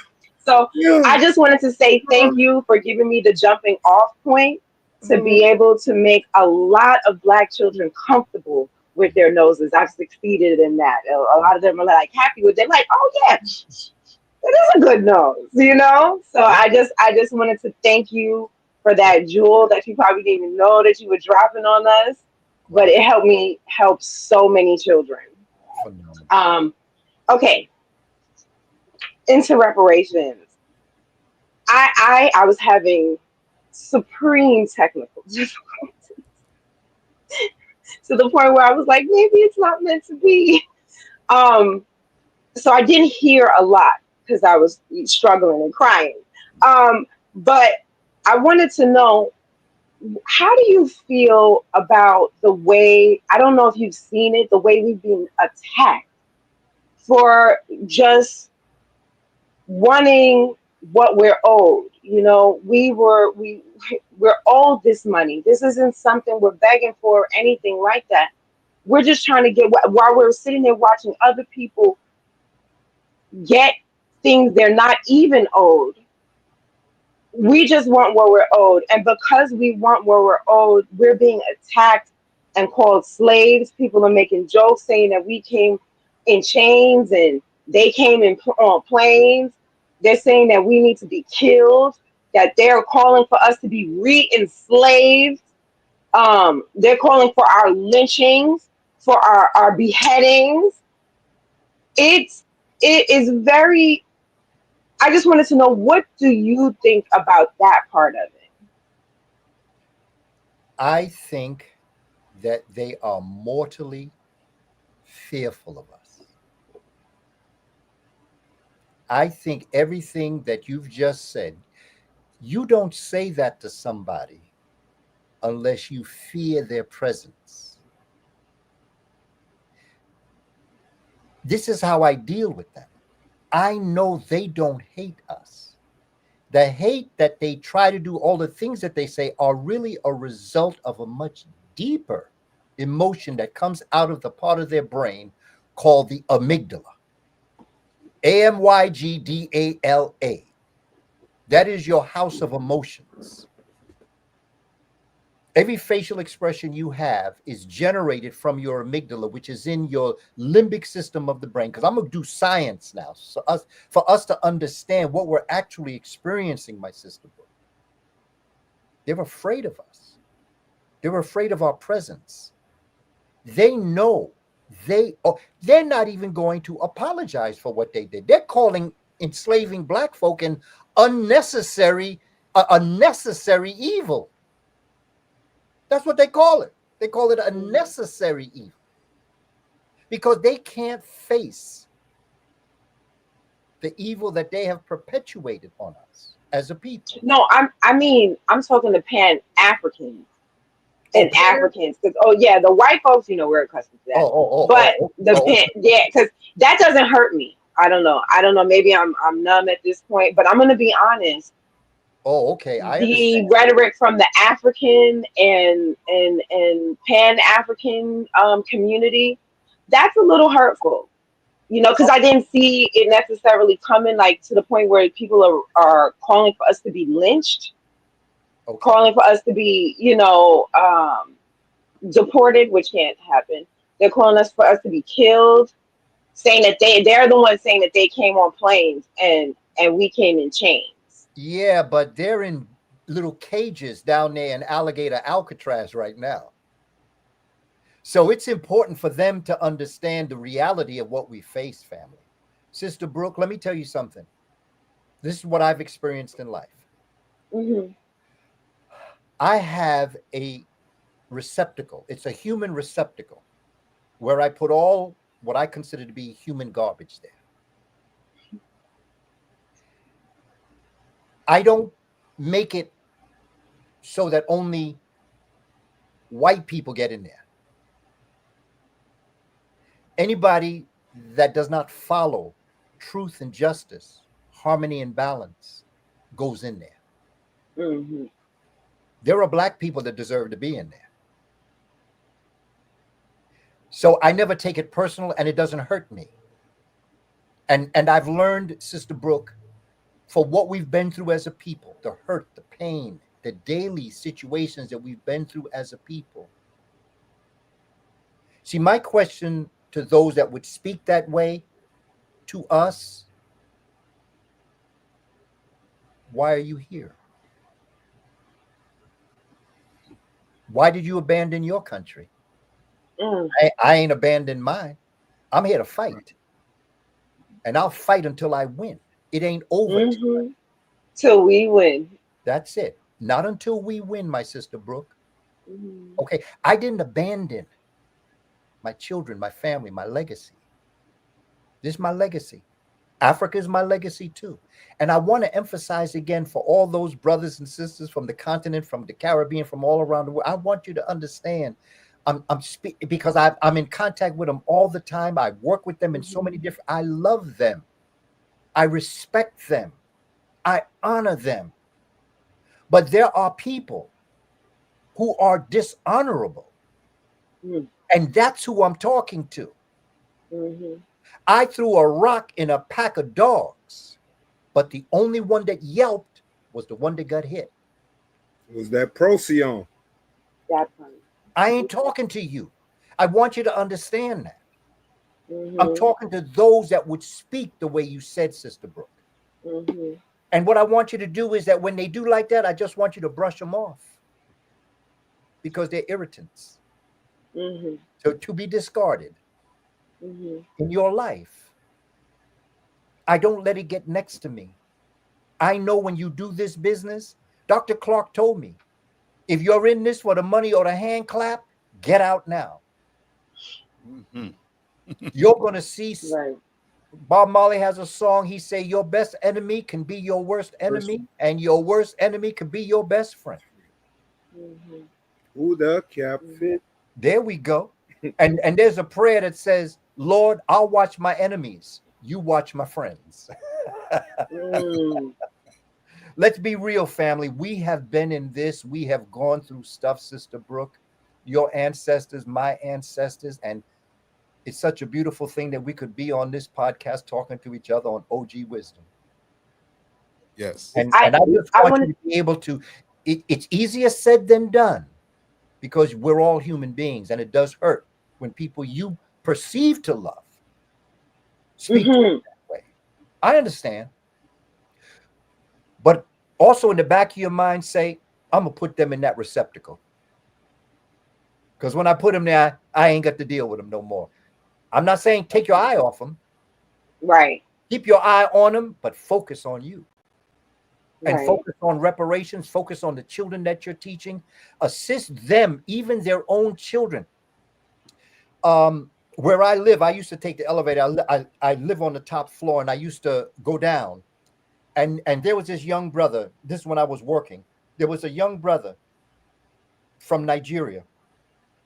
And he used to come on the elevator. I say, hey, good morning. And he said, good morning. And sometimes we'd have a conversation. I talked to him about school, things like that. Phenomenal. One day, he came on the elevator, and his dad was with him. And he came on, and he looked scared. And I said, hey, good morning. And he in a unsure way, said, good. And the father told him, don't speak to him. He's a Black American. Mm. Okay, so we go downstairs. Well, there's another time the young man comes on the elevator alone. And he says, sir, I just want you to know, I don't feel the way my father feels towards you. Mm. And I think about that a lot because there are so many, I've taught in the Bronx, South Central Bronx. I watched African Africans come In the to Bronx. South Bronx. When I was first there, Mm-hmm. there were not many folk from the continent there. Mm-hmm.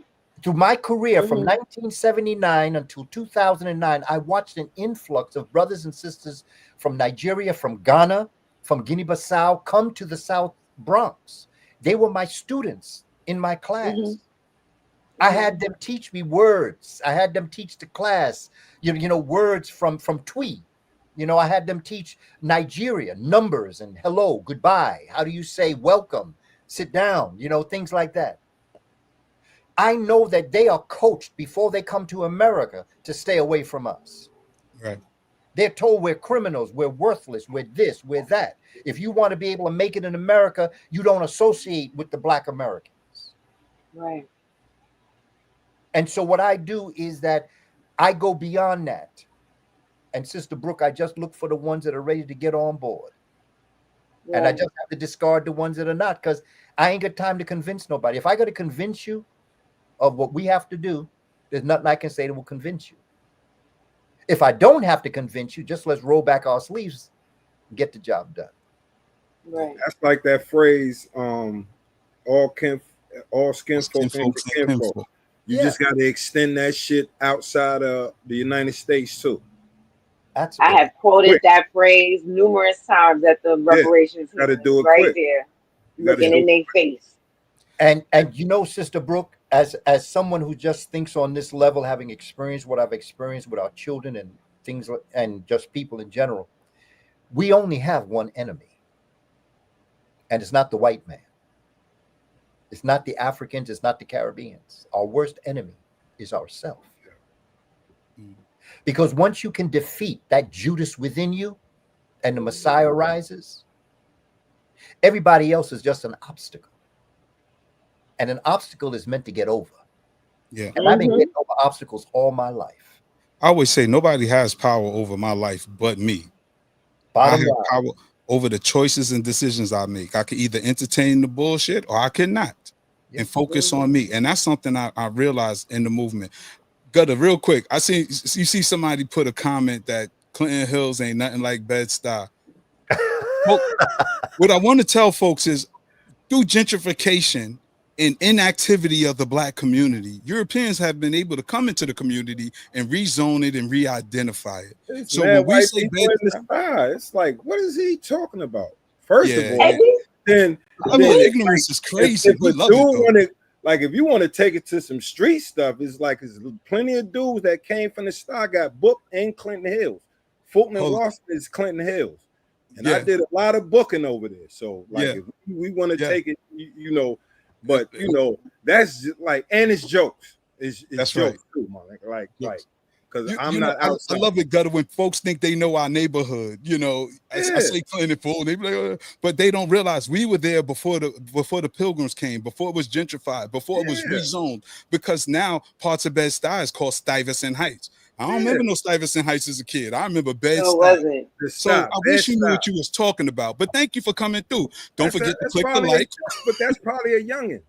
The like, the shit. They might be older than us, Gutter, because I'm talking about the level of ignorance that exists within the community, and that's something I want to throw to Baba. But we got to also remember too, Tad. Not to cut you off. We got to also remember, like, this is like, I've been saying this. This that generation for that. Not as far as age. I mean the era. Right. You know what I'm saying? Where they love trolling. Yeah. Like, this is the troll era. And we like trolls. People just get on there just to be argumentative. You know what I mean? Like look at the comments. I've been looking at the comments the whole show. It's like people just arguing and not actually. I think they arguing more than they listening to what the information that's being given. But that's the problem in the community, Gutter. But that's like I said, it's the era, bro. I agree with you 100%. The era, sad to say, it's the era. You know what I'm saying? Like, I just saw something with Fat Joe. He said, man, I got to make my stories, like, I got to bring the audience in. So, bingo. That's the era now. Yep. You know what I'm saying? It's not necessarily about truth. You know what I'm saying? It's going to be about how I can sensationalize whatever I'm telling. Gutter. That's And, where I was going. and, Stop and, right and there, so, Gutter. Land right there, brother. Because this is what I wanted to tell Kaba. You gave us your experience on the elevator, Kaba, right, Baba? Mhm. Why people aren't honest about the disdain, the dislike for Black Americans? Why folks are not honest? Why are they acting like we're making this stuff up when they know in their hearts? And like you said, some of them were groomed like that. Because again, I got some dope African brothers, some dope Caribbean brothers who were honest about it. They're like, yeah, you know, my parents, they don't like Black Americans, but you know, why folks are not honest about this? Fear. Okay. Fear. It's simple fear. Most things that happen in life come from your safety is threatened. And it creates a fear that you react to. Sometimes it's projection. Sometimes they want to be foundational Black Americans. Yes. Cosplaying. Most of it is that. Because the thing is that I guess, and the reason that they'll diss us with our slang. I'm sorry, say again? They will diss us with our slang. Like they'll say some foul shit to us. Like with our slang. So that just shows like it's jealousy. Yes. You know what I'm saying? It's jealousy is like you want to be me, like you dissing me with African American vernacular English. And you know what's also sad, my brother Gutter, is the fact that with the very quality that they are jealous that we have, they have too. But and see, yet they will not celebrate their own. They are really shamed of who they are. Like example, the UK blacks, they don't understand the history in the UK with blacks. I don't even know if they look into the history of how long blacks been there in the UK, Ireland, Scotland, and all of that before slavery. Right. So you know when you like you have foundational Black Europeans that was there before any of those. You understand what I'm saying? Right. Before. No, they so busy in our business. They so busy in our business. They're not looking into their own history and their own. Because if they just took a little trip over to Dr. Clyde Winters, he would let them know who they are as well. But they not doing that. They so busy at our reparations meeting, finding out what we doing and telling us who we ain't and who we not and who we should be. That's the problem. That's the genus Procyon. Huh? Like all them people that come down, here. The genus Procyon. Yeah, we're gonna get. Like I told you, I'm gonna get scientific on them. That's the coons. Like anybody that come here, or that's been here, because we got some American coons. You know what I mean? We do. We got the ones that come from somewhere else and into the system willingly and disparage us and look down on us. So that's just coons that was over there, because when they was over there, they was just acting like white people. They just in black skin. So when they was in their country, they was doing. That's why they left, right? Because they don't really care about like they hate Black people. They hate themselves, and that's the key. And that's the key, that if we could connect that and understand that. There is a sister and a brother that produced this book. It's MFIT, Missing Faces in Teaching. Dr. Marie Charles and Dr. Bill Boyle. They are tracing the African presence in UK. Okay.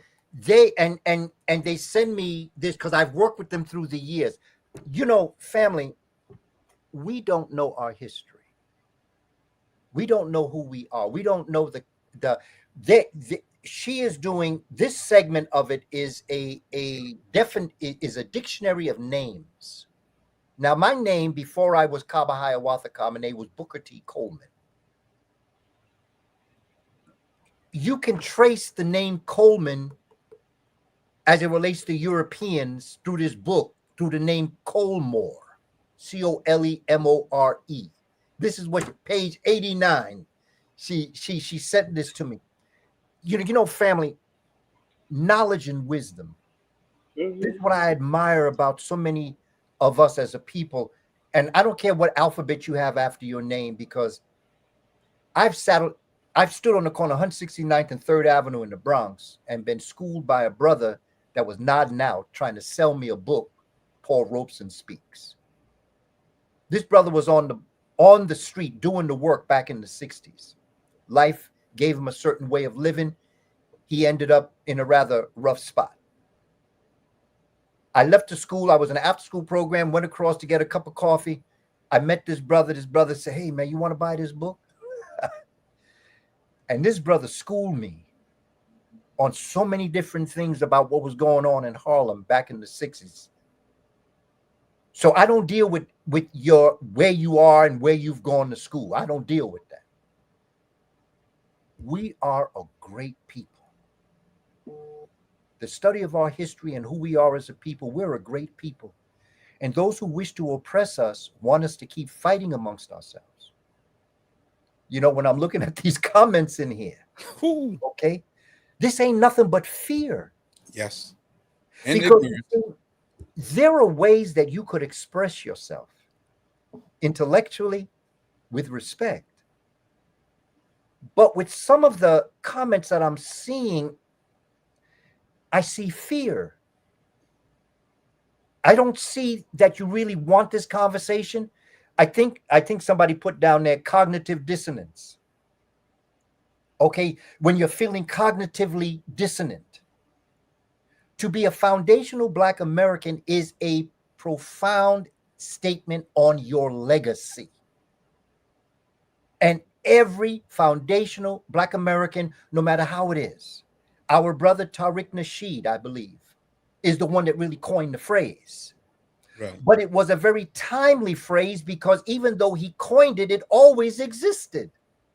He just put a name to it because of the conditions that we find ourselves in, where people can claim to be African American, but they're not foundational Black American. So we've got to be clear on what it is that we're saying as it relates to legacy.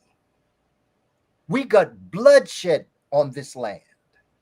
The question is, do you have bloodshed on this part of the United States of America, basically the 13 colonies? Do you have your ancestors? That's the question. Now, your ancestors went through a lot of stuff where you come from. You want reparations in Jamaica? England owe you. You want reparations in Puerto Rico? Spain owe you. You want reparations in Brazil? Portugal owes you. If you want reparations in America, America owes you. That's right.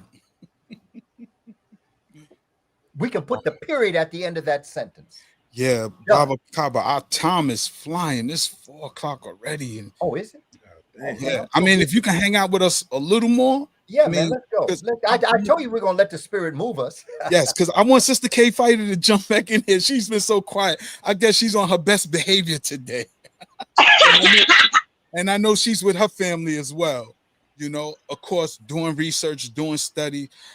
I mean, foundational Black American is the blueprint.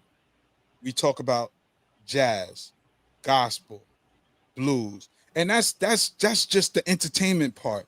When you say the greatest, some of the greatest athletes in the world, when you talk about some of the greatest scholars and inventors, you can't leave out Black American people. What is it, the problem that folks have with Black Americans? And I want Sister Keisha to speak to this before we go to you, Baba Kaba. Sister Keisha, I want you to quote Garvey in his teachings and his writings. What did he say to the continent as well as the Caribbean about Black Americans? Garvey himself, sis.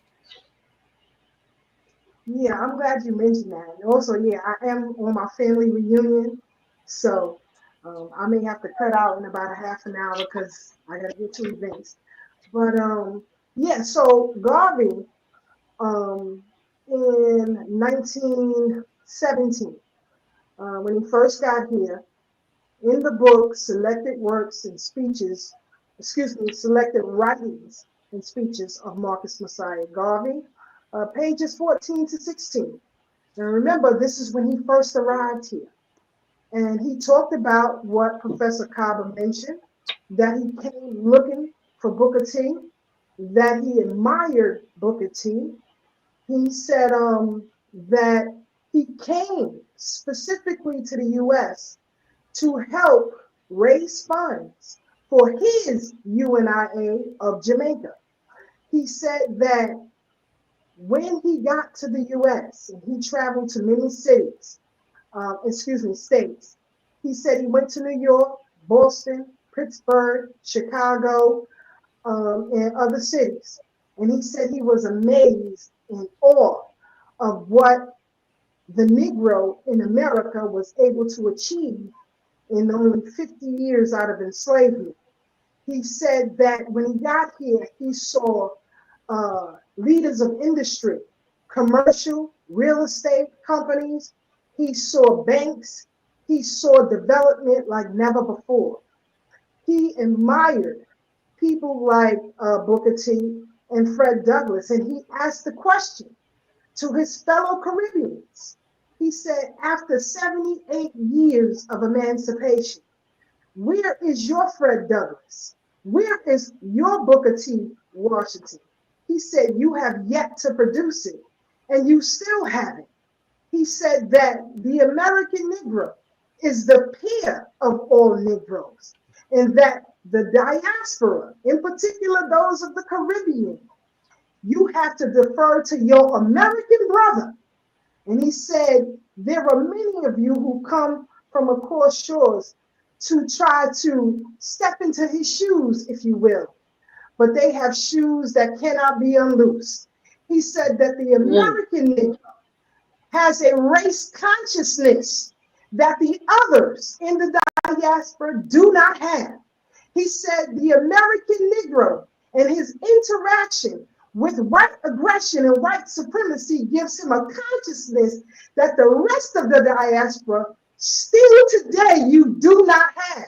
So that's why when you go into these reparations hearings, it is the Caribbean and the African who stand up and say, no, that foundational Black Americans do not deserve lineage-based reparations.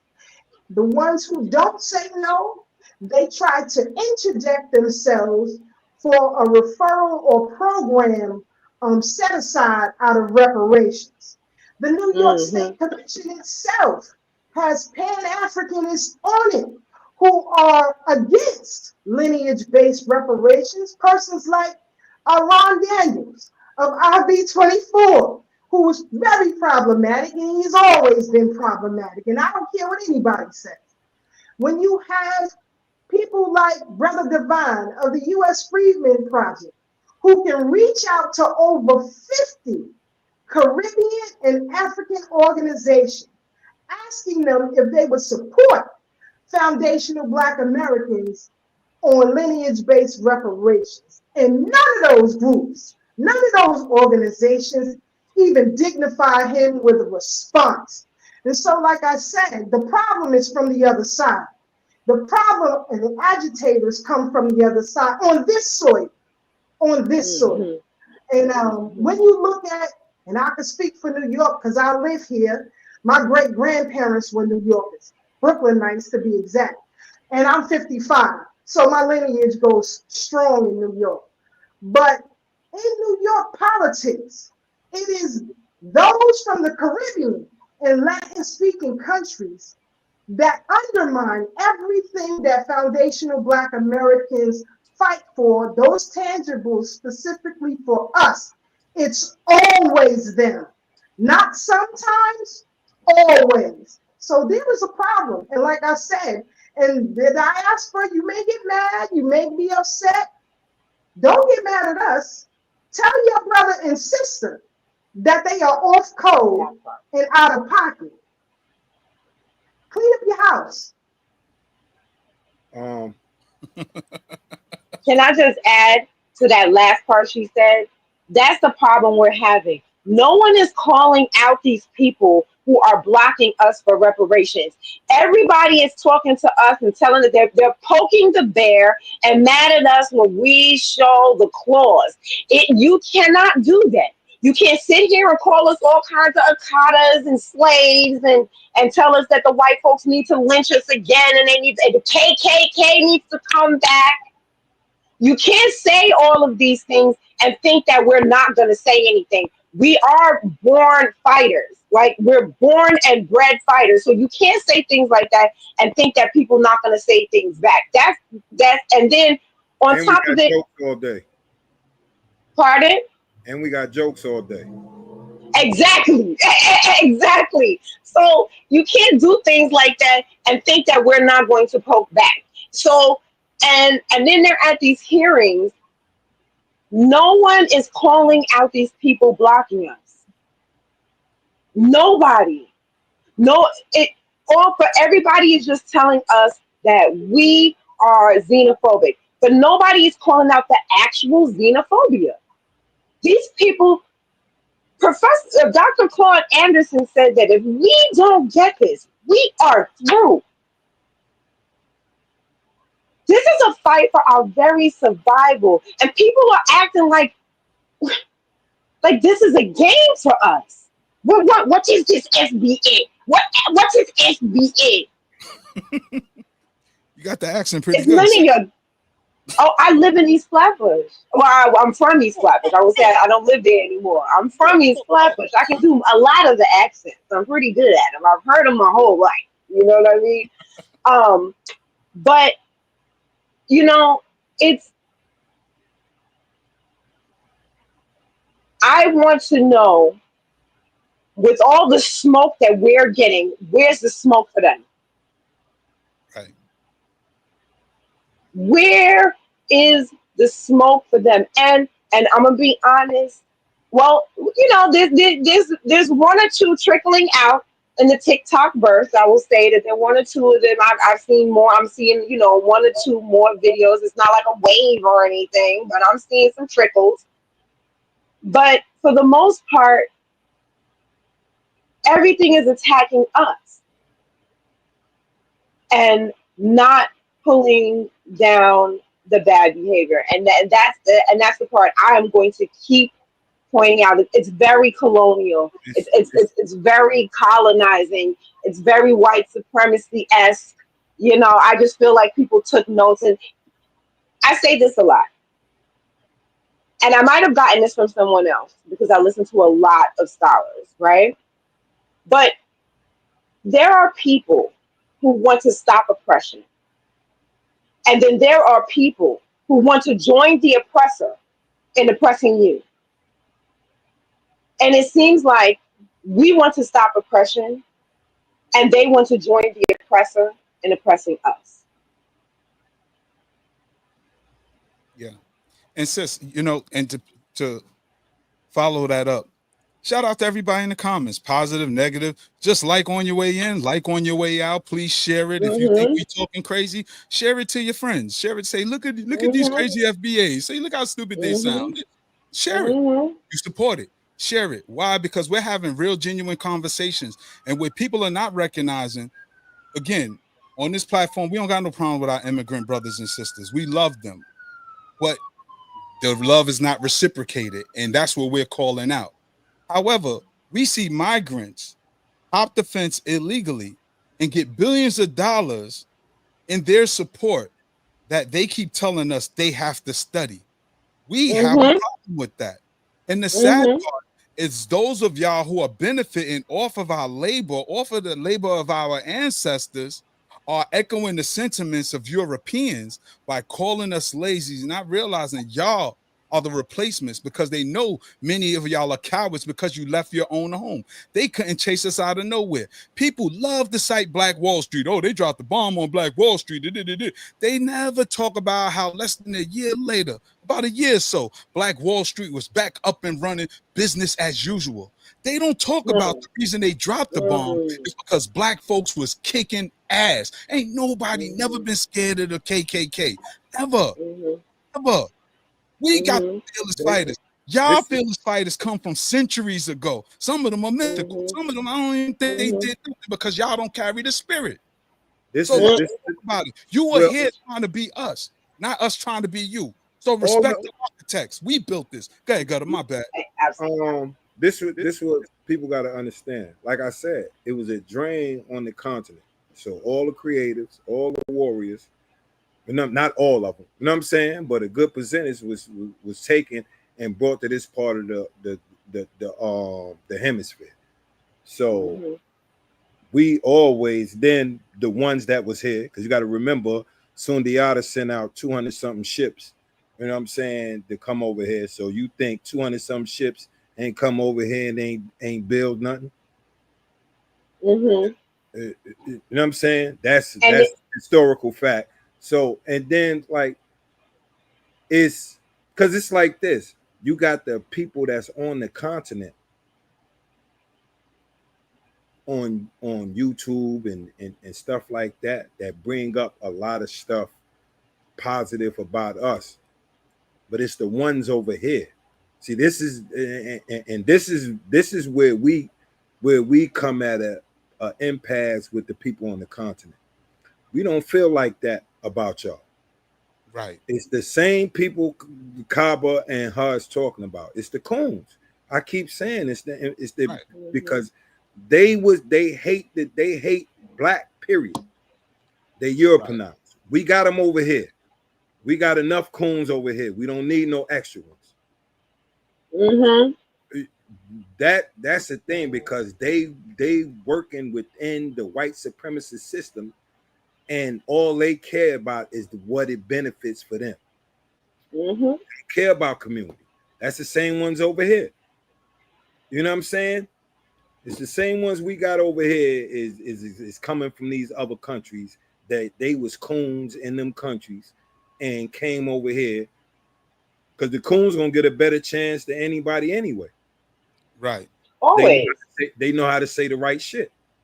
You know what I'm saying? Not realizing when they have kids, they kids is gonna grow up as black Americans. They don't mm-hmm. care nothing about as oh, far they as know.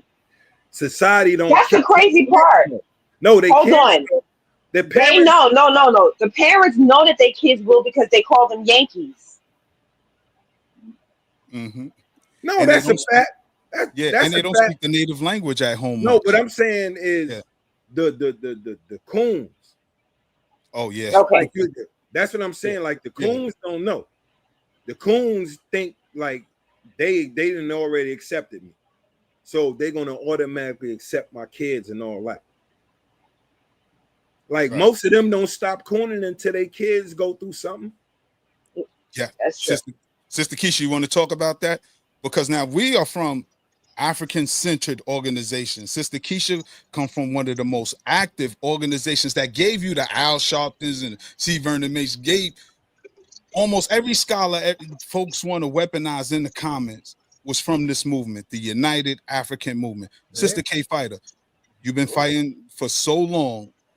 Talk about what Gutter just stated. Yeah, and just for reference, with the United African Movement, there was a separate wing, or under the umbrella was a summer sleepaway camp that we had for 2 weeks for girls, 2 weeks for boys in upstate New York. Oh, Professor wow. Kaba Yes. actually wrote the curriculum Oh. for that, and I was a counselor to his daughter.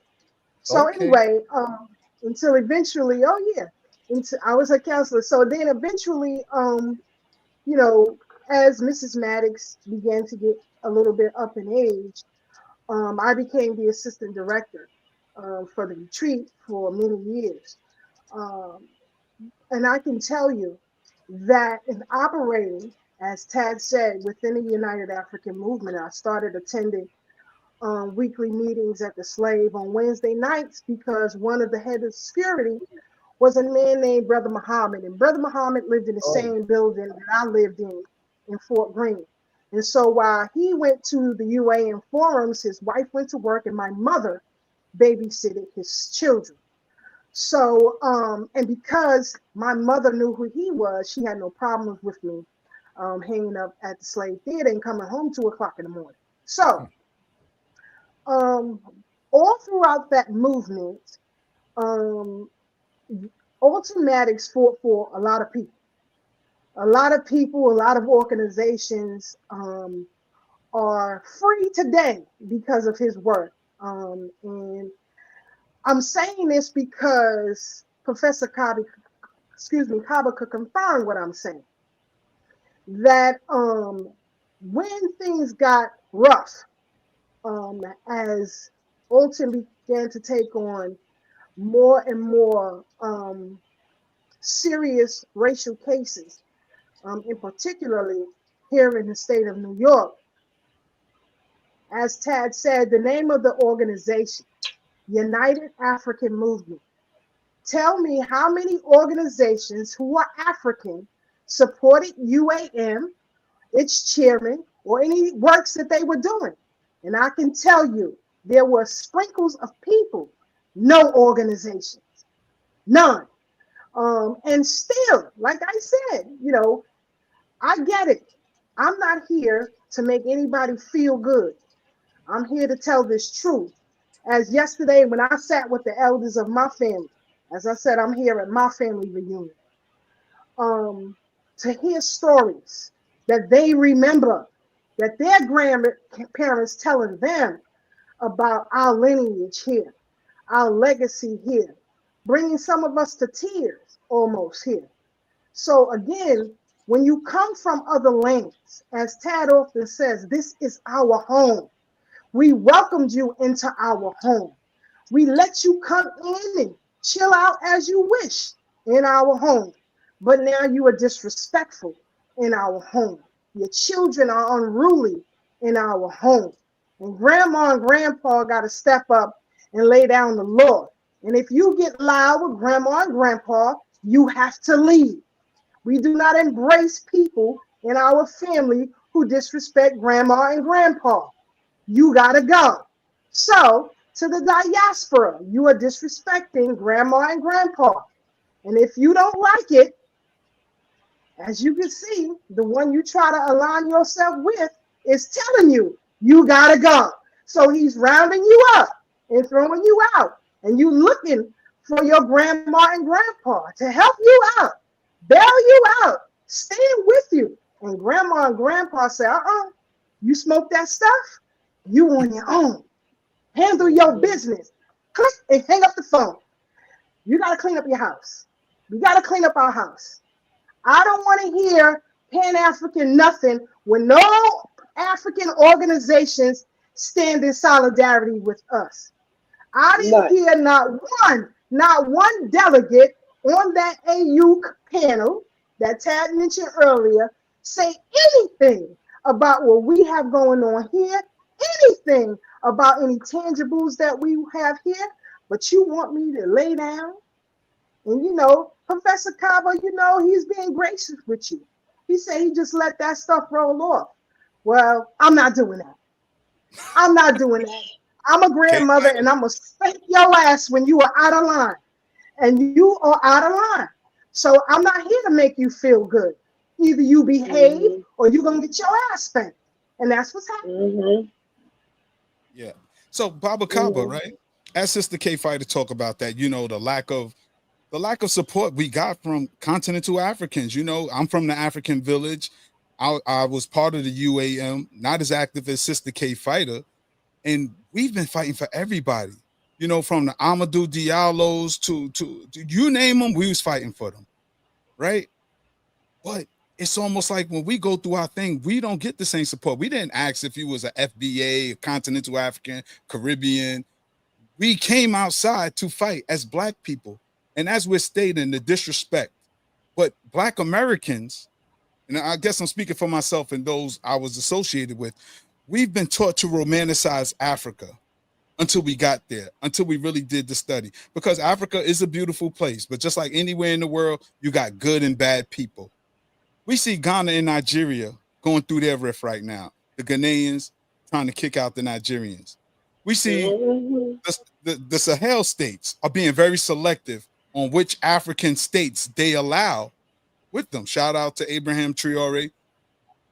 Why should we embrace a group of people that foundational Africans over on the continent don't want to embrace?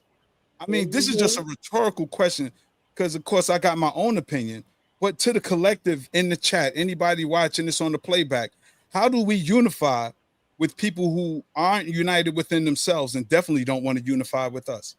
How does that work? It doesn't work. Okay. And you can't unite. Okay. Only with like minds, those who, because I mean, again, I'll state, and this is just Brother Chad speaking for himself. I know some good continental African brothers. Yes. I know some good diasporan brothers from the Caribbean. Yes. We're not, as Gutter said, we talking about the coons, but damn if y'all ain't multiplying. That's why I'm not deleting nobody's comment, because all you're doing is substantiating our position about the level of ignorance that we get. Y'all say nobody's attacking y'all, but here's the documented proof. The ignorance, the disrespect for the master teacher who's on this platform. Somebody said, get A. Rashid and Black Dot. We had Black Dot last week, and A. Rashid is my brother from the sandbox, my dude, before this consciousness. So y'all really they talking about Ahmed, yeah. Ahmed. Yeah, that's my brother. So y'all are ignorant when we tell y'all we in these fields. We had Black Dot last week. Like that's because they don't understand the levels. It's like they going to something. Like I said, this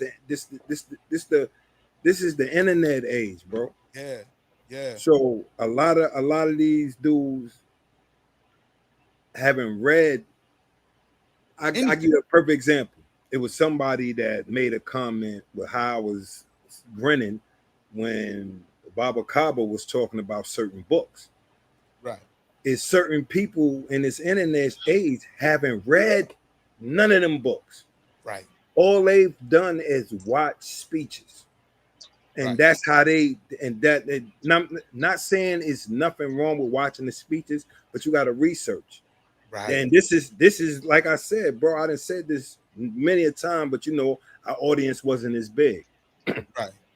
Nation of Gods and Earth. When you deal with the 120, at the end of the 120, it says one thing. Don't take anything on self-value research. On face value research. That's at the end of the 120.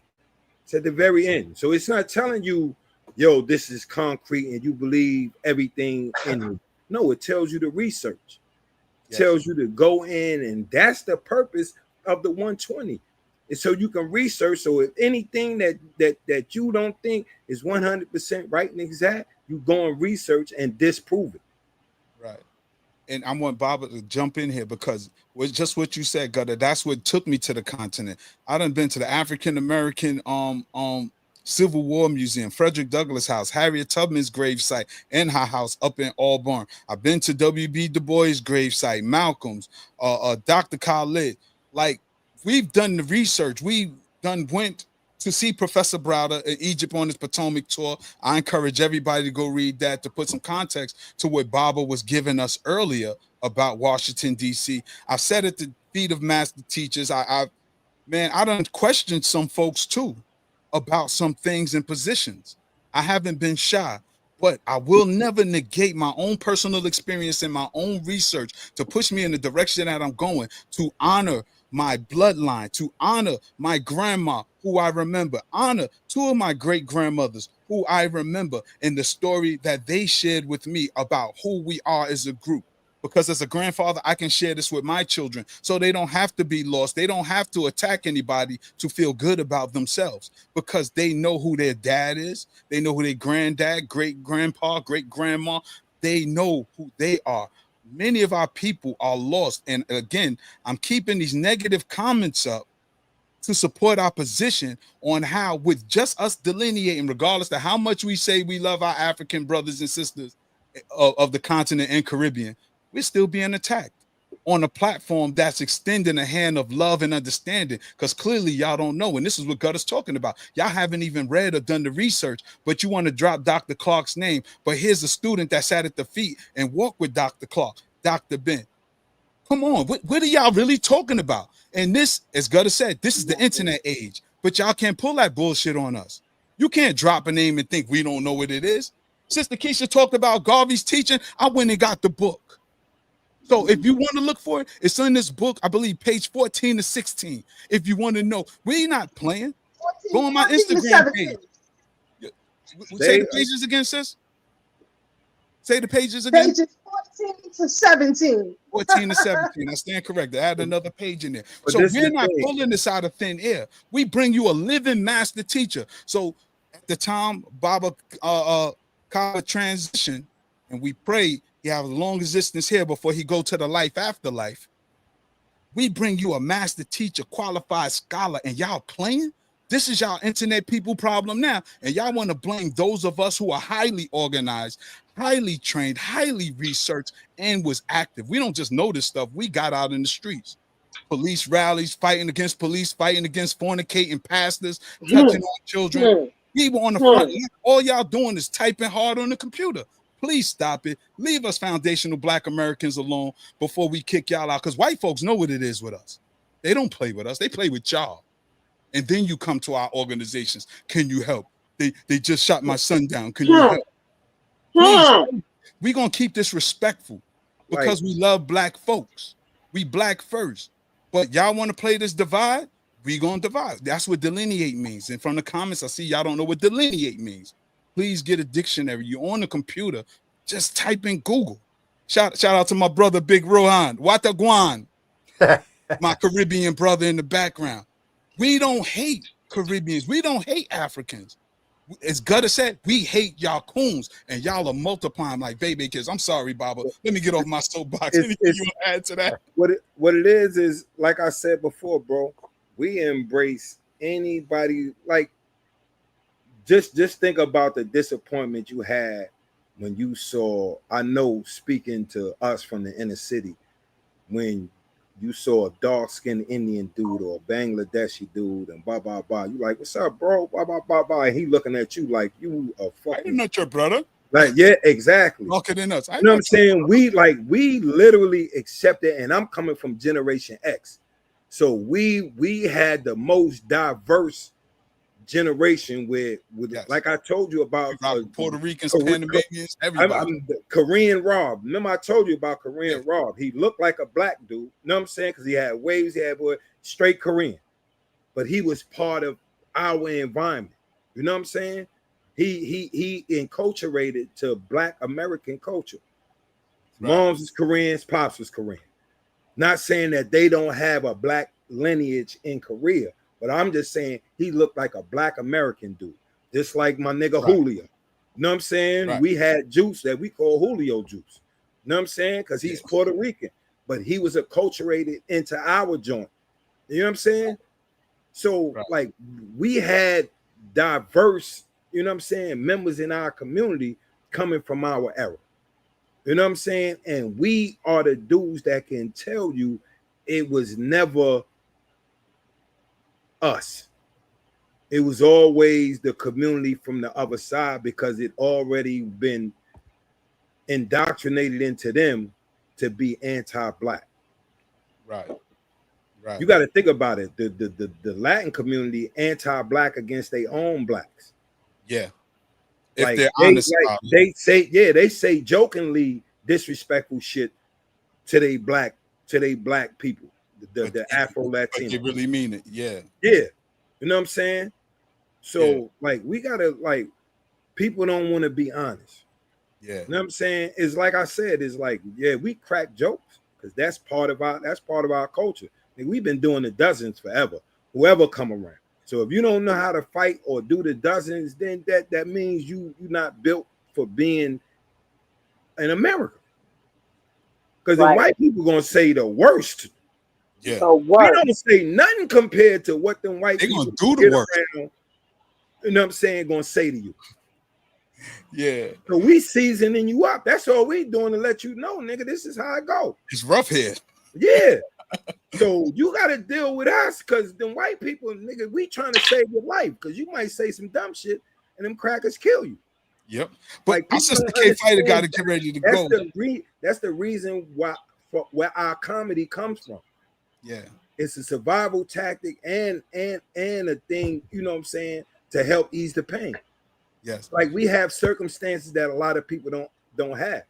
All those people in the Caribbean, when the white people left, you know what I'm saying, y'all were the majority. Same thing, Africa. Y'all were the large majority. Not just it's teetering, is large majority. It was black countries.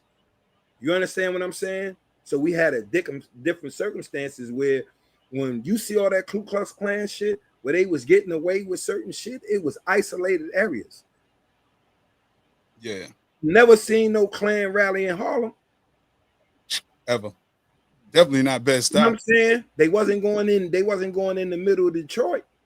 It wasn't going on the south side of, you know what I'm saying, Chicago, not without no repercussions. It wasn't going, you know what I'm saying, South Central LA without no repercussions.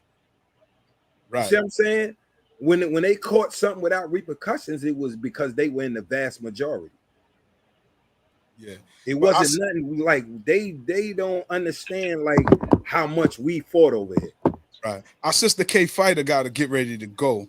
So I want her to, you know, give some last statements, comments, questions to Baba before you go. Shout out to the person who couldn't spell stupid. Yeah. Again, people telling on themselves. But go ahead, Sister K Fighter. Oh man. You on mute. Somebody said stop putting down the audience. How are we putting down the audience? Like, you on mute, Keisha. I don't get that because we can't hear you now, sis. Nope. Oh man. No.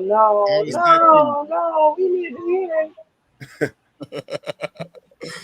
All right, sis. Yo, thank you for rocking out with us, sis. Folks, if you want more of that K Fighter smoke, you can catch us every Thursday at 8 p.m. on YouTube on Thorough Black Talk Worldview. Thorough Black Talk Worldview, where we keep conversations like this. We talk about current events and political positions. Definitely talk about what's going on the reparations movement right now and the things that affect us here as well as on the continent and the diaspora. All right, we're not the monolithic people. Hold on. Is it possible I can jump in about? for a second? Yes. Go ahead, yes, sis. and then we go to So it's a couple. I've been taking notes over here. It's a couple of things I want to address. Okay. Someone said that I'm paying attention to the chat. I'm responding a little bit. So I got a couple notes. So someone said focus on the work, honey. This is a panel of doers. We don't get online and just talk and all of we. This is a panel of doers. We're all out here doing the work. So this right here is a conversation for us to have so we can explain some of the things that we're doing, some of the things that we're seeing. So if you're a guest in here on this conversation, you're a guest in here on this conversation. Okay? As we talk about the work that we do in addition to the conversation regarding the work. Don't get it twisted. Second, the person who said that, I'm assuming is Caribbean, and I would like to know, why are you in here wasting your thumb power on this when the president of Barbados said that you guys are in jeopardy of losing your sovereignty? I think that is a major problem that needs to be addressed.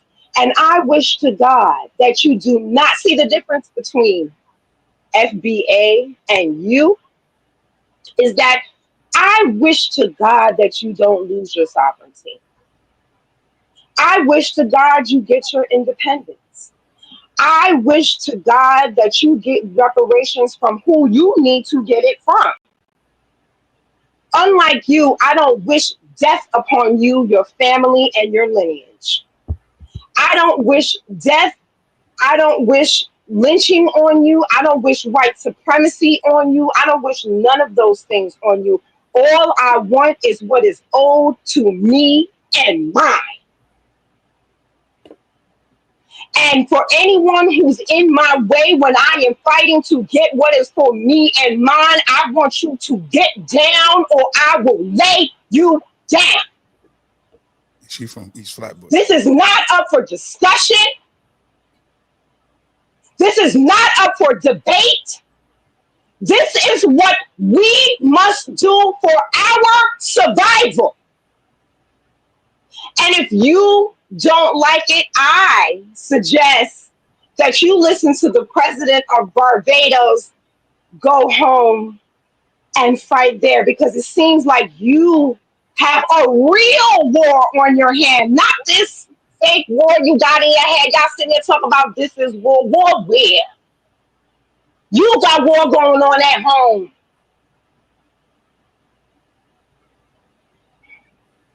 That you really, really, really, and I'm saying this for real. Like, I really, really don't want you to lose your sovereignty. I don't want y'all to not be independent, even though y'all still got the king on your money, so I question the independence. But you know, whatever.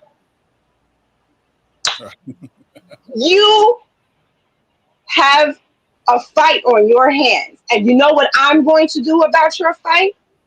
I'm going to mind my FBA business, because that is not my business. You're not going to see us interjecting ourselves in your fight. It's not for me to do.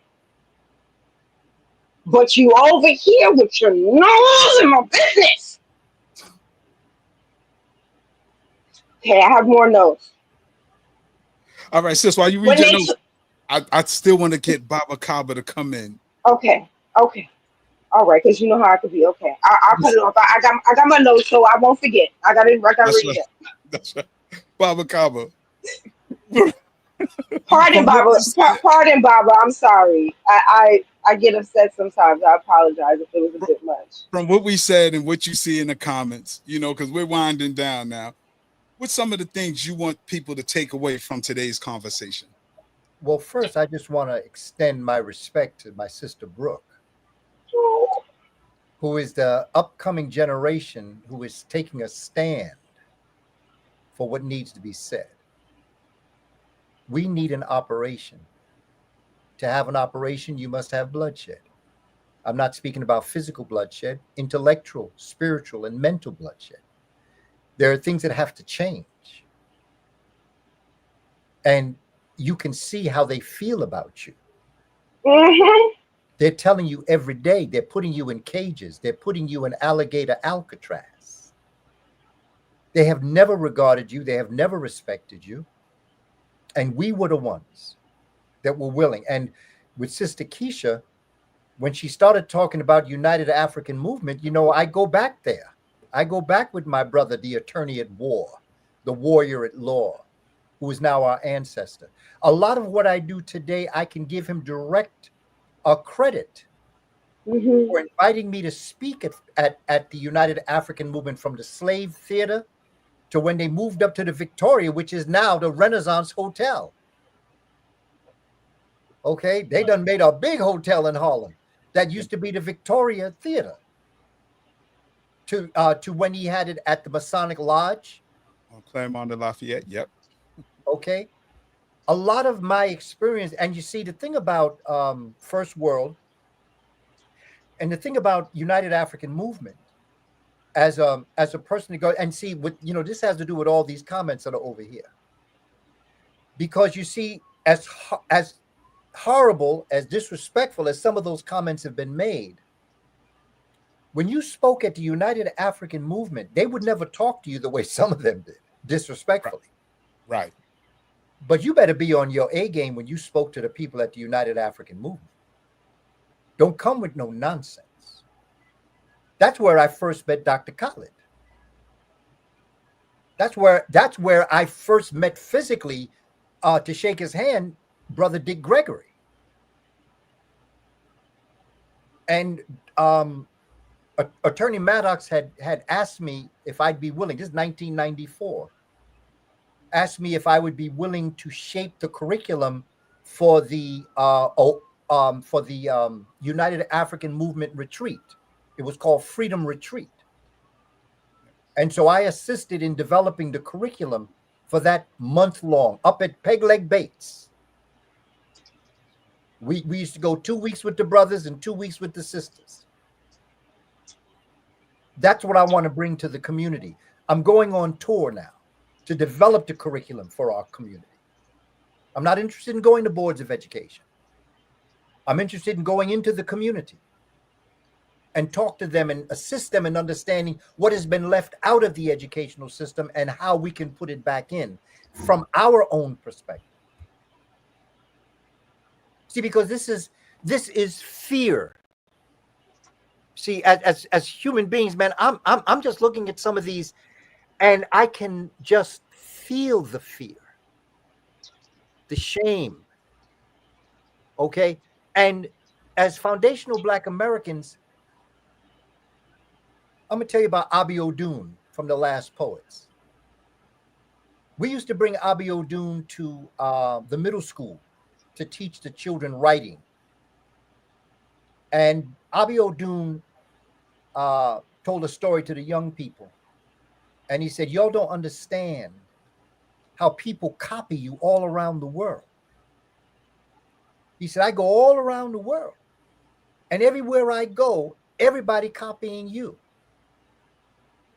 They copy your rap, they copy your clothing, they copy your attitude, they copy your language. They're doing it in Iran, they're doing it in Japan. Everywhere I go, they copy you. And he's talking to foundational Black Americans for the most part. And he said, if you were to go out and buy a pair of sneakers and come home and put the sneakers under the bed and wear the box out, 3/4 of young people around the world would be wearing boxes on their feet. Facts.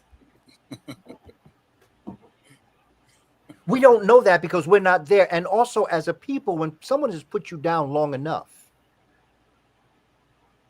you can't see your greatness. You can't see how people, you know, when you get on an elevator and everybody stop talking? Yes. You may think that they stop talking because, you know, we get paranoid. We think they're talking about us. But in reality, the reason why they stop talking is because your melanin has absorbed all the light in the elevator. Melanin absorbs light. It captures and absorbs the light. The artificial light, like light bulbs, that's one thing. But even with the sun, when you're in the sun, the light, heat, and sound energy is just coming right at you. It's like you draw it and you capture it and you bring it into your epidermis. And vitamin D1 and D2 is transformed into D3 and D4. And that's what allows calcium to be absorbed in your body. Family, what Dr. Francis Cress Welsing said was correct. Genetic annihilation. They're on their last leg now. You know, in a monster movie where you thought you killed the monster and you're ready, and the music ends and everybody's getting ready to get up and leave the movie house because the monster dead, the movie over, and all of a sudden the monster grab your leg one more time. Right.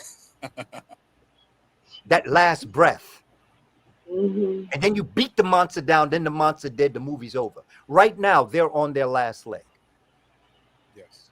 They're dying of drugs. They're dying of the inability in terms of melanoma, skin cancer. And they're also dying because melanin in the reproductive system, in a melanated body, melanin creates an electricity in the tail of the spermatozoon. Okay? Melanin in the female body creates a magnetism in the egg. Because nature knew that once you have your relation, your physical relation, your copulation, and then it ends and the sister stands up, that sperm is working against gravity to get to the egg.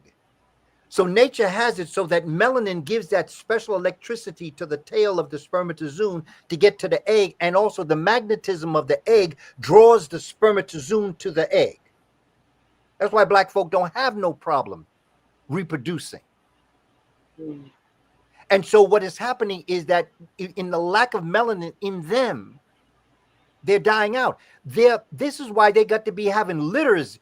They're not even having children no more. They're having 8 children. Octomom. Mm-hmm. They're having 6 children because they're messing with the genes because they need. This is what this whole thing about abortion is. They couldn't care less if our children died. Abortion is about a white woman having white children because only a white woman can have a white child. That's right. And so this is what's going on right now. And so it is to their benefit to bring the coons to America. That's a fact. To turn against us because we're on the rise. That's right. So what's happening now is we've got to love ourselves, love each other, create families, bring up our dynasties, and once again, embrace our legacy. Because there's nobody in the world who has a history like foundational Black Americans. Nobody. And if we keep our crib clean, like the coons can't come for the garbage. That's right. Like if we clean the house, the coons can't come in and sniff around and eat the garbage and run out and spew it. You know the one thing about a vampire? If you notice it in Sinners, this is what the story was written in Dracula as a vampire. A vampire can only come into your house if you invite them. And we're closing the doors on a lot of folks. And I think that's why they mad. Bruh, you don't even have to close the door, Brother Tad, because they still need your permission to get in. Just don't give them permission. If you're going to act like on the outside of the club looking in. That's it. The coons. Let's be real about this. Yeah, y'all got to stay out. You can't come and that's why they mad. It's too rich for you in here. You can't handle this. Family, as foundational Black Americans, we in America should just be so proud of what we've done. Right. I'm not saying keep your eye on them, but focus on you. Because every moment we spend about them is a moment we can't spend about us, but you still got to keep your eye. All you got to do is be aware of them. You, because it's jealousy, it's envy, it's fear, all the deadly sins. Yes. That's what's here. But we must know our own history. That's right. Because you can let anybody in if you don't know your history. That's right. Well, we don't went way over time. I know I told you, Bob, I appreciate you so much. I just want final thoughts from Gutter, Sister Brooke. Sister Brooke, I definitely want you to tell the folks where they can find you. And Baba, we'll let you close out. Got anything you want to leave the people with? Like I said, bro, it's like it's the coons. It's the coons. You know me. I'm big on reiterating a lot of shit. It's the coons. It's like I said, they diss us with our slang. Yeah. They talk like us, they walk like us, they dress like us. So, bro, that is like, and like, I don't get mad. Because it's like the same thing. We got our own coon. So, like, it's easier to spot a foreign coon. Right. It's easier to spot a foreign coon than it is American coon.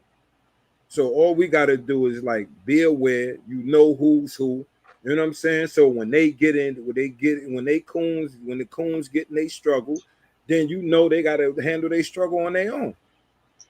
You know what I'm saying? Because they're going to find out that, you know what I'm saying? They're going to find out them people don't like them. It's sooner or later. That always comes up. Yeah. And sooner or later, they find out, like, they get that nigga wake-up call. Yeah. Sister Brooke, what you want to leave the people with? Got another comment you want to read? Something you want to address? I got a couple of my notes. I've seen a lot of people in the diaspora comparing us to white people, or to be more specific, because not all white people are racist. That are comparing us to white supremacists, saying, the jokes maybe that they have incurred when they were in school, which I'm foundational Black American, and I went to school in East Flatbush, and I was teased relentlessly. And you see the word that I even use? I don't even use the word bully because I'm an adult. I don't use the word bully because now maybe back then I would have used the word bully, but now as an adult, I'm looking at it. I was teased relentlessly. They had a club, and I don't like Brook Club Wow. in the school where I went. So when y'all talk about this bullying and they call me this and they call me that, don't come in my face talking about the bullying. I went through the bullying. And you know what? If I see any of those people today, you know what? I forgive them. You know why? We were children. They had their own, as I've grown up to learn that they had issues at home, and they might have been jealous because I did not. So I don't have so being this disingenuous thing that, because we made fun of you guys as kids, or we might have told a couple of jokes as kids, gives you the right to call for white supremacists and the Ku Klux Klan to lynch us is ridiculous. It's ridiculous, and I'm going to point out how ridiculous you are. But how can you take jokes from children in school and compare it to the Ku Klux Klan? You guys clearly don't understand that the Ku Klux Klan would ride around on horses at night at 2 and 3 in the morning when people are dead asleep, come into your home, take out whoever they want to take out, tie a rope around your neck, hang you on a tree, set some trees on fire, in the form of crosses, and leave your body there forever, or take pieces and do God knows what. So how can you compare that to jokes, to being called an African booty scratcher? How? And I'm gonna need the family to start pointing out the stupidity of that comparison. It's absolutely ridiculous. And Professor, when you were talking earlier, I like to tell people that I'm a very tunnel vision person. I am focused on my goal, but I got elbows while I'm moving straight. And I will hit them with them elbows. I have incurred a lot of loss already in this reparations fight. And I don't care. I'll lose it again. Because I have tunnel vision. And I know that my family, especially now that I'm with Brother Tad and Sister Keisha and NC Gutter, I'm getting to know you. I know with them behind me that whatever I've lost is nothing. Because we're gonna have tunnel vision, even though they're saying this, even though they're saying that, whatever. Yeah, we got jokes and then we keep it going. We got jokes and we keep it going. We're gonna fight them and we're gonna keep it going because we are focused on what we have to do. And one last thing I want to say is somebody was talking about the fact that are we gonna rename ourselves every 10 years? And to that person, not only are you unaware of our history, but you are unaware of African history as well. That is something that white supremacists do, is rename people and rename places. And they do that as often as they feel. When things start getting comfortable, they start changing the rules. We have taken our future, our name, our designation in our own hands for the first time in a few hundred years. And you don't have to understand our name change. You don't have to like it. And truth be told, you don't even really got to respect it, but it is what it is. Because you ain't going to stop it. because we got tunnel vision. And I'm going to leave off with this last thing for Professor Kaba, because I love you so much. When President Trump won the first time, the climate was very different. And I live in East Flatbush, or at the time, and it was a lot of talk about people leaving and going home. I remember. Do y'all remember that? Yeah. It was a lot of talk about leaving when President Trump ran the first time. People were talking about self-deporting. I mean, that wasn't the word they were using, but that's what it is, right? People were talking about self-deporting at the time. And I remember thinking to myself, wow, they just, when stuff gets hot, they just want to leave. But Professor Kaba said, and I will never forget this. He said, do you think this is the first racist white president we've ever had? It's not. He said, and we survived that, and we will survive this. We are strong people. And when you told me that, you weren't talking directly to me, but you were talking directly to me.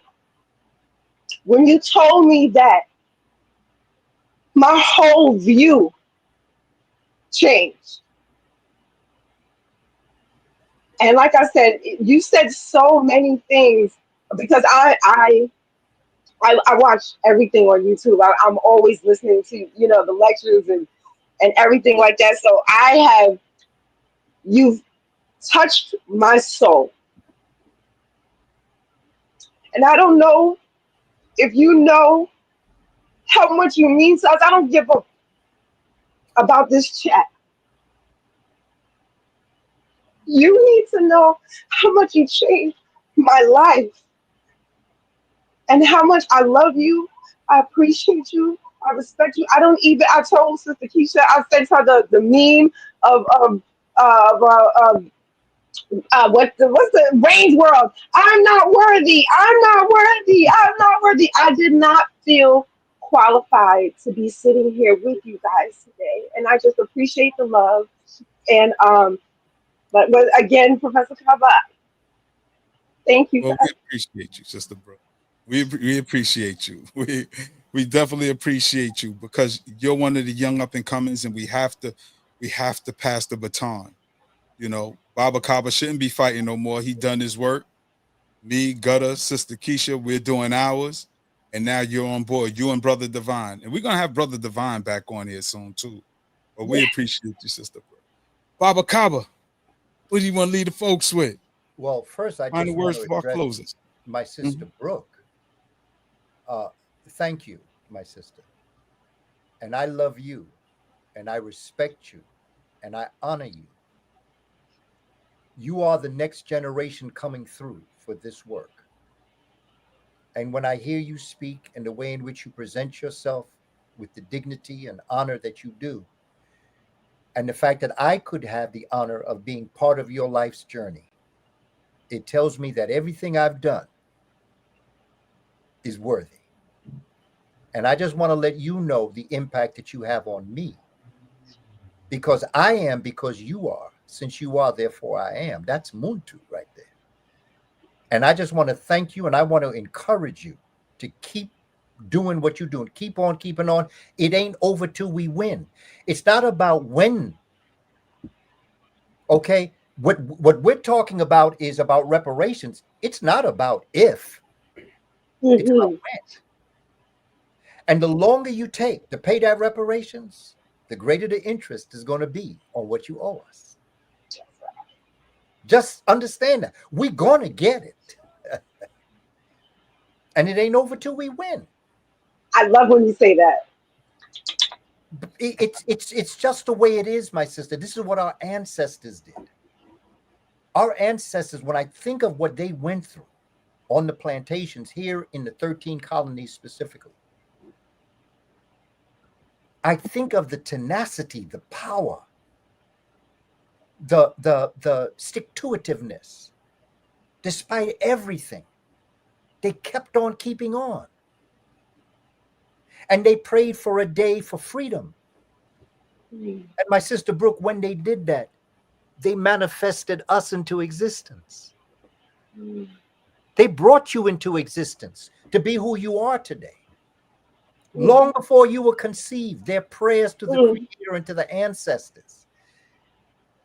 They said it's gonna be all right. We're gonna take care of it. Just keep on keeping on. So as I leave, my question to us right here on OG Wisdom,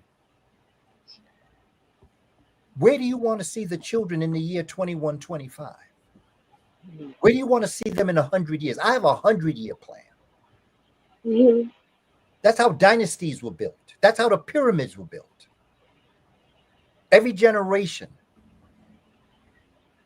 that came into existence. For instance, when you look at the first dynasty, when you look at the Middle Kingdom, when you look at the New Kingdom, when you look at the Napatan Kingdom of the 25th dynasty, whenever you look at them, it was the elders that ended the previous dynasty in order for the young people to create the new dynasty. My job is not to create the new dynasty. That's your job. My job is to end this Omen empire in order for you to create the dynasty that your generation is going to bring into existence. I don't do what I do for the ancestors. They did it quite well. I don't have to do it for them. They did it very well. I don't pay back. What I do through my ancestors for the young ones yet to come. When I study African civilizations and cultures, every system of education, every system of life in the civilization was to make the children better than them. Not like them, and certainly not less than them, better than them. My job is to make you better than me. And it's not that I don't have my own qualifications. It's that since I know certain things, it's my job to give them to you for you to take it to the next level. And that's what we have to do for our children. Whenever somebody asks me, is there hope for the future? I always ask them, do we have a kindergarten class? Because as long as we have a 5-year-old in a kindergarten class, we got the future. You are our future. And so I bless you, my sister, Brooke. And I thank you, Brother Tad, and to my brother C. Gutter, I thank you for this opportunity. I am a better person for having had this experience than I was who woke up this morning. Oh, man. So I thank you for this opportunity to share with the community. I send my love and respect to everybody on the comment page. And I look forward to the future because it's ours. So, family, we definitely want to thank everybody who contributed to the chat. The naysayers, those on the fence, those who are in support. And we intentionally leave these comments up. I didn't delete anybody's comments. Why? Because this is for us to reflect. Some people acknowledge that they're just trolling. That's what I was about to say. One dude said, let me stop trolling. Respect, I'm out of here. That's how I said this is the internet age. So this what Brooke, this what you got to understand. Can't let these people get you in no type of emotional anything. This is troll nation. That's what the internet is like, literally. Like, bro, you see already, Tad, you see the shit I showed you about the me involved with the Diddy joint. Right. So this is like I'm already understanding this is troll nation. Yeah. Like they want to troll, like that's the biggest thing now. Like even the quote unquote celebrities are doing it. Yeah. Yes. Reactions. Yes, it's true. So that's the landscape now. You got to understand that's the landscape. Yeah. People troll. This they wreck. Yeah. This is some people like whole wreck. This like they get off on trolling. Even like the Yeah. racist people, the Africans that ain't really Africans. They probably a motherfucker from Colorado somewhere, but he's just an African joint on there. He just trolling to get wrecked. That's like that's the landscape now, bro. Like I understood that I understood that quick when I came home. Right. You know what I'm saying? That was one of the things I picked up on quick because it's troll nation. Everybody trolls. When you got when you have some of the biggest people in whether it's the rap industry, the comedic space, the movie space, if some of the biggest dudes is out there trolling sports dudes, whatever, when some of the biggest names is out there trolling people just to get reactions, then you already know what the average citizen is doing. Right. Average citizen is going to turn that up to 10. Oh shit, this person doing it. You know it's good and well for me to just do it. Yeah. And like we said, they don't gotta leave from behind they keyboard, and they can say all the outlandish, reckless shit they want to. Yeah. So like that's how I said. I wasn't gonna let Baba Kaba leave without feeling love because bump.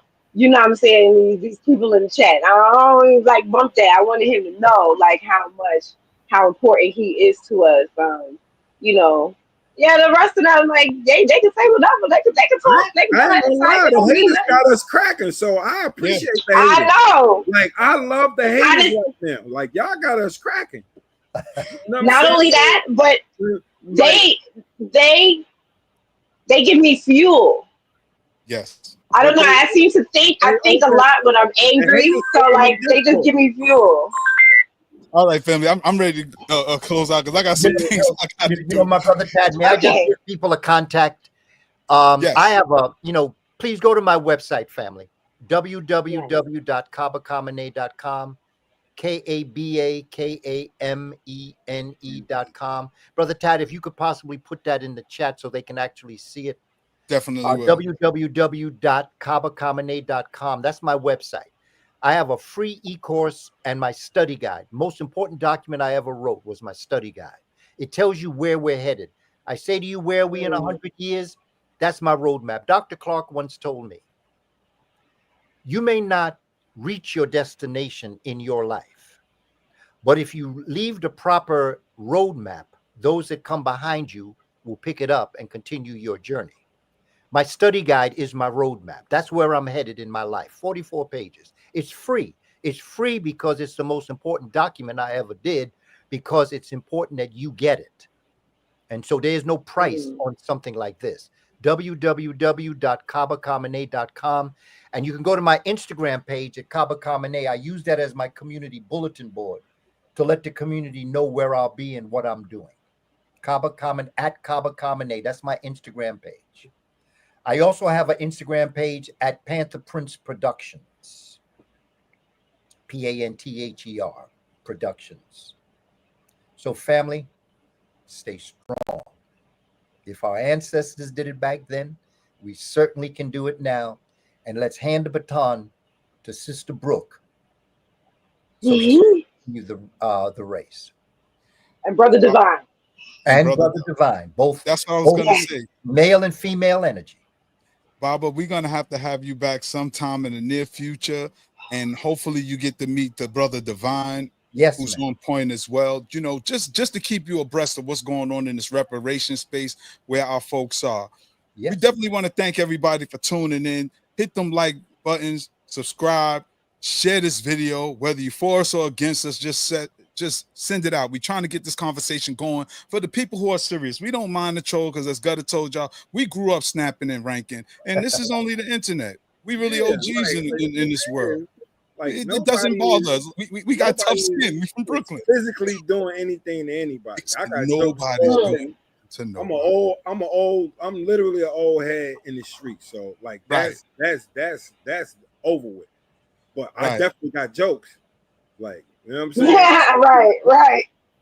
And we got people who love us, ain't even gonna let you get too close to us with that foolishness either. Nah, yeah, I got some young homies that are, if they ever feel courageous enough.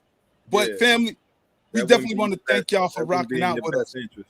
Shout out to the usual suspects. Shout out to our sister Farnessa, always holding us down. Farnessa. Definitely shout out to Doggy Diamonds, who popped in. Check out Doggy Diamonds live last night as he went in on the Pimper Pan-Africanism. That was a hilarious video. It was so good.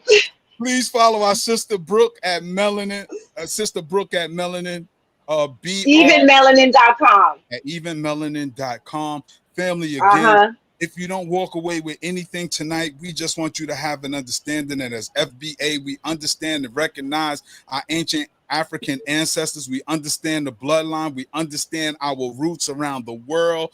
We are not discounting that. However, we're dealing with where we have been for centuries. We have been here for centuries, and no longer will we tolerate the disrespect. Your response is in response to our disrespect. Really want you to critique that and analyze it again. That's why we left the comments up, and we're not worried about y'all because y'all midget minds to us. We got a master teacher. Say what you want to say. We haven't asked you for any money. You say we Tariq Nasheed clones or whatever. Shout out to the brother Tariq Nasheed for keeping it real. Shout out to all black media who are being honest and holding integrity on their platform, addressing this foolishness that we as foundational black Americans have to deal with. Like we keep saying, man, you're welcome in our house, but you're not going to disrespect us. You got a problem? Go back home. So we want to thank y'all for coming through. Hopefully you inspired by something you heard today. Now it's your turn to go out and inspire others. So y'all stay up, stay blessed, stay true. And remember, no matter how hard things may seem right now, there's always better days ahead. Peace, family. Procyon. Y'all stay away. All right, Procyon. Y'all stay away.